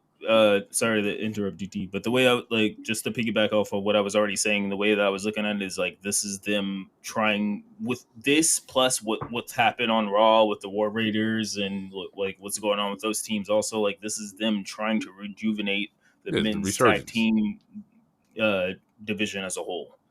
And them being a new team, them being a team that is very popular in the indie scene that people like, that have liked for a long ass time, and the fact that they're old and they can still work that way, like it wouldn't be bad to put it on them soon, especially if it helps elevate the division as a whole. That was my thing, but yeah. What we got, DT? We got the Naomi Bailey versus Candice and Nia. We've got What? Naomi standing up and twerking on Nia's back, which was funny. Definitely happened. That was a good spot. And Nia gets mad at that and then commences to lay the wood. So beats the shit out of Naomi for that. My immediate question was, has Bailey been nerfed? That is a question. Has Bailey been nerfed? Nerfed or elevating talent? Still nerfed. Because even like, to me, if you can't elevate, I mean, let me not say you can't elevate Naomi, but her and Naomi been going back and forth for the last 2-3 months, and it's been like a friendly rivalry type situation. Who's gonna get to fight now? Who's gonna get the belt, etc. Oh, I'm gonna invite you to the club and to the spot, and you can get a title shot after I win. Like, so you don't really need to elevate Naomi like that, because to me, she's been having great matches since she's been back. She's been in the picture with the main card women for a while since she's been back. So who is she? Don't let Black Twitter find you say that shit. Well, look, the answer to your question is what Loner pretty much said. Like, no, like Bailey's not nerfed. She's just slightly changing positions. It's one of those things. Like, even if we didn't care, even if we thought her reign was a little lackluster or whatever, like her last year. I mean, her whole career, but her last year has been very important. Like that moment at Mania, like to me, that match with her and Io is still one of my best matches this year. Whether it's only the female match or whether you just say match of the year in general, to me, it's still in both of those categories. Bailey's still highly important. She was the MVP also during the COVID year. I wouldn't say she's nerfed, but we're just slightly changing positions. We're trying to. Now it's like Naomi's turn to where it's like, because like when Naomi first showed up, people were like, "Oh, why did she do this?" Blah blah. It's like, well, it's too soon. But like we're like, there's stories, like things got to play out. As of right now, like Bailey's still fucking strong. She took the pin in a tag match against someone who she actually really respects. There's been videos coming out with her interview with Cody where it's like she wants to elevate Candice LeRae. And Candice LeRae is a fan favorite and indie talent she's a favorite that people have loved for many years in different promotions or whatever. This is like, they're friends. She wanted to elevate her. I don't know. It is what it is. So the answer to the question is, I wouldn't say she's nerfed. She's just slightly changing positions. That's all. People got to take L's. Like, our favorites can't always win. It's wrestling. I had a question. I was like, does Candice save Nia from a Tiffy cash-in? Is Candice now going to be like the henchman around Nia because, oh, you're useful to me? No. I'm gonna say no. I gotta let it play out. If we see them hang up, because she still seems very scared of her, but also as a heel, it's like, obviously you want to. If you're the smaller person, like, if you're 5'4" and you have a Juggernaut next to you, obviously you want to be friends with the Juggernaut. You want to play up to it, but yeah, I feel like we got to see it play out. So I'm gonna say no at the moment. The answer is no, because Nia showed nothing but disgust for Candice throughout the whole match, and then even at the end when she got the win, she was disgusted that she went over and got the win, or at least showed it. Because Nia is supposed to be the stronger one. She's a champion. She messed up her spot, etc. After that match is over, we get a backstage promo with Nick Aldis. He's essentially saying that the rivalry between Andrade and Carmelo is so hot, blah, blah, blah. They can't seem to settle it, that he's going to import a special guest referee. Camera pans, and it is, you guessed it, L.A. Knight. Yeah. Yeah. So he lets them know in L.A. Knight fashion that they think that they're up for an opportunity for this belt if they win, but they're not. They're actually up for an opportunity to get smacked back to factory settings. So watch your tone. Bars. The best Bar. wait, real quick, the best bar of this, the best part is the very beginning, to where it's like when the camera pans to him, he's like, I don't even know why I'm here. Yep. I have no reason to be here. I already beat both of these motherfuckers. But you asked for me, so here I am. And you think you're gonna get it? Nah. Like no. But Deadass is like, why am I even doing this? And I kind of agree with it. Like, obviously, you want him on the card. You want him to be seen. Like, he has to be shown. Like, he's one of the top baby faces in this company. He's super popular, and he's also holding a title. But the fact that we had the fucking Seth, Drew, and Punk special guest referee, the fact that we just had the Punk and Trick Williams and Ethan Page referee, I feel like having this referee match is overkill personally, but it is what it is. Have we gotten the triple threat between Carmelo, Andrade, and LA Knight yet? No, and I feel like this might lead to that. Yeah, that's where this is going. Somebody's going to feel robbed in Game 7, Yeah. or LA Knight's going to interfere in some kind of way. Somebody's going to hit him, and then BFT, and now we get a triple threat. I don't think there'd be a clean win in 7. Or a clear winner in 7. I'll say that. No, this might be the first time we ever get a repeat of the 1, 2. It doesn't matter if I count. I feel like I was just finna ask that shit too. I was waiting to ask that shit. I got it written down. Ah, you motherfucker. Well, great. Oh, because I know. Oh, my bad. I apologize for knowing you, DT. I think this. If that happens, I think this might be the closest moment. I think all three of us might be right. I feel like this is some bullshit. I feel like Loader, like what he said, is going to end in some bullshit, and it's going to probably do what you just asked, or what your question was.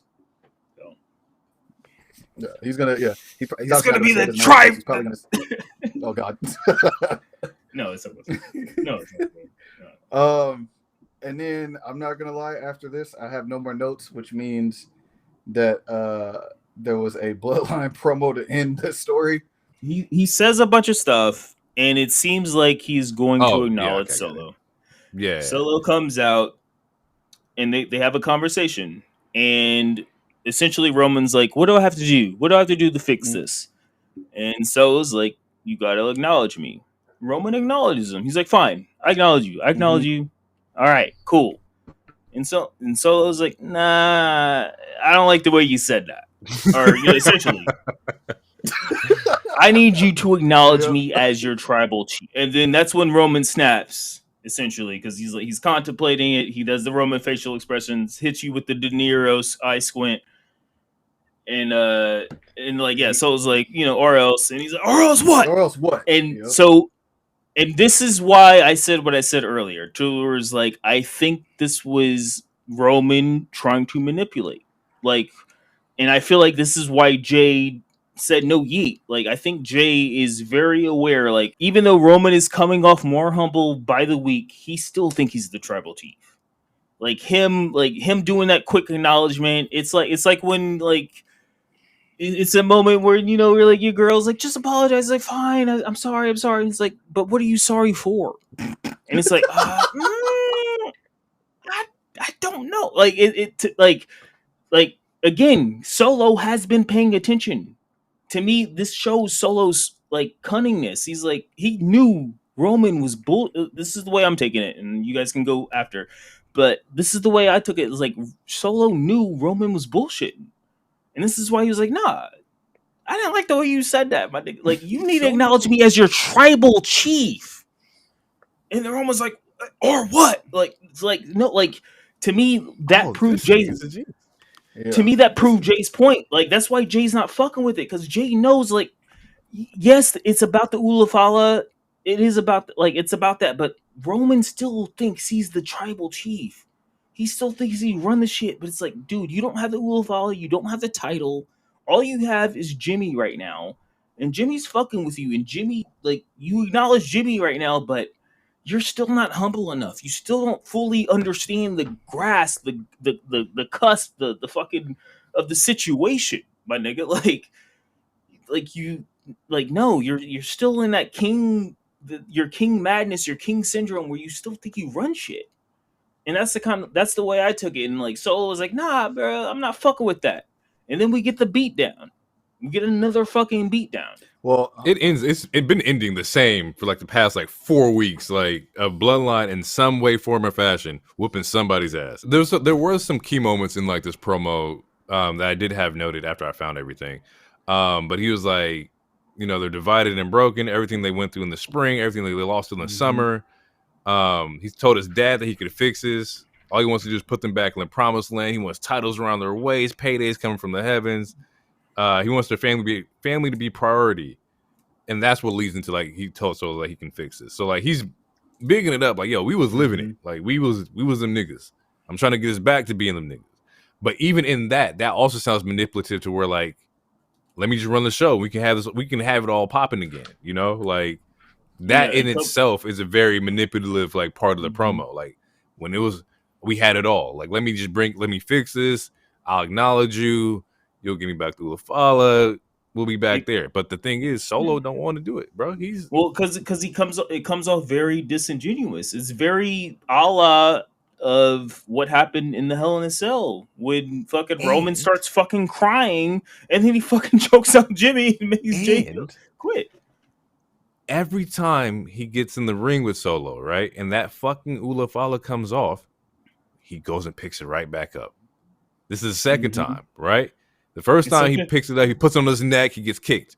This time he finds it, he puts it on his neck, gets low blowed. Like every single time, he cannot let that necklace go. He has to go get it.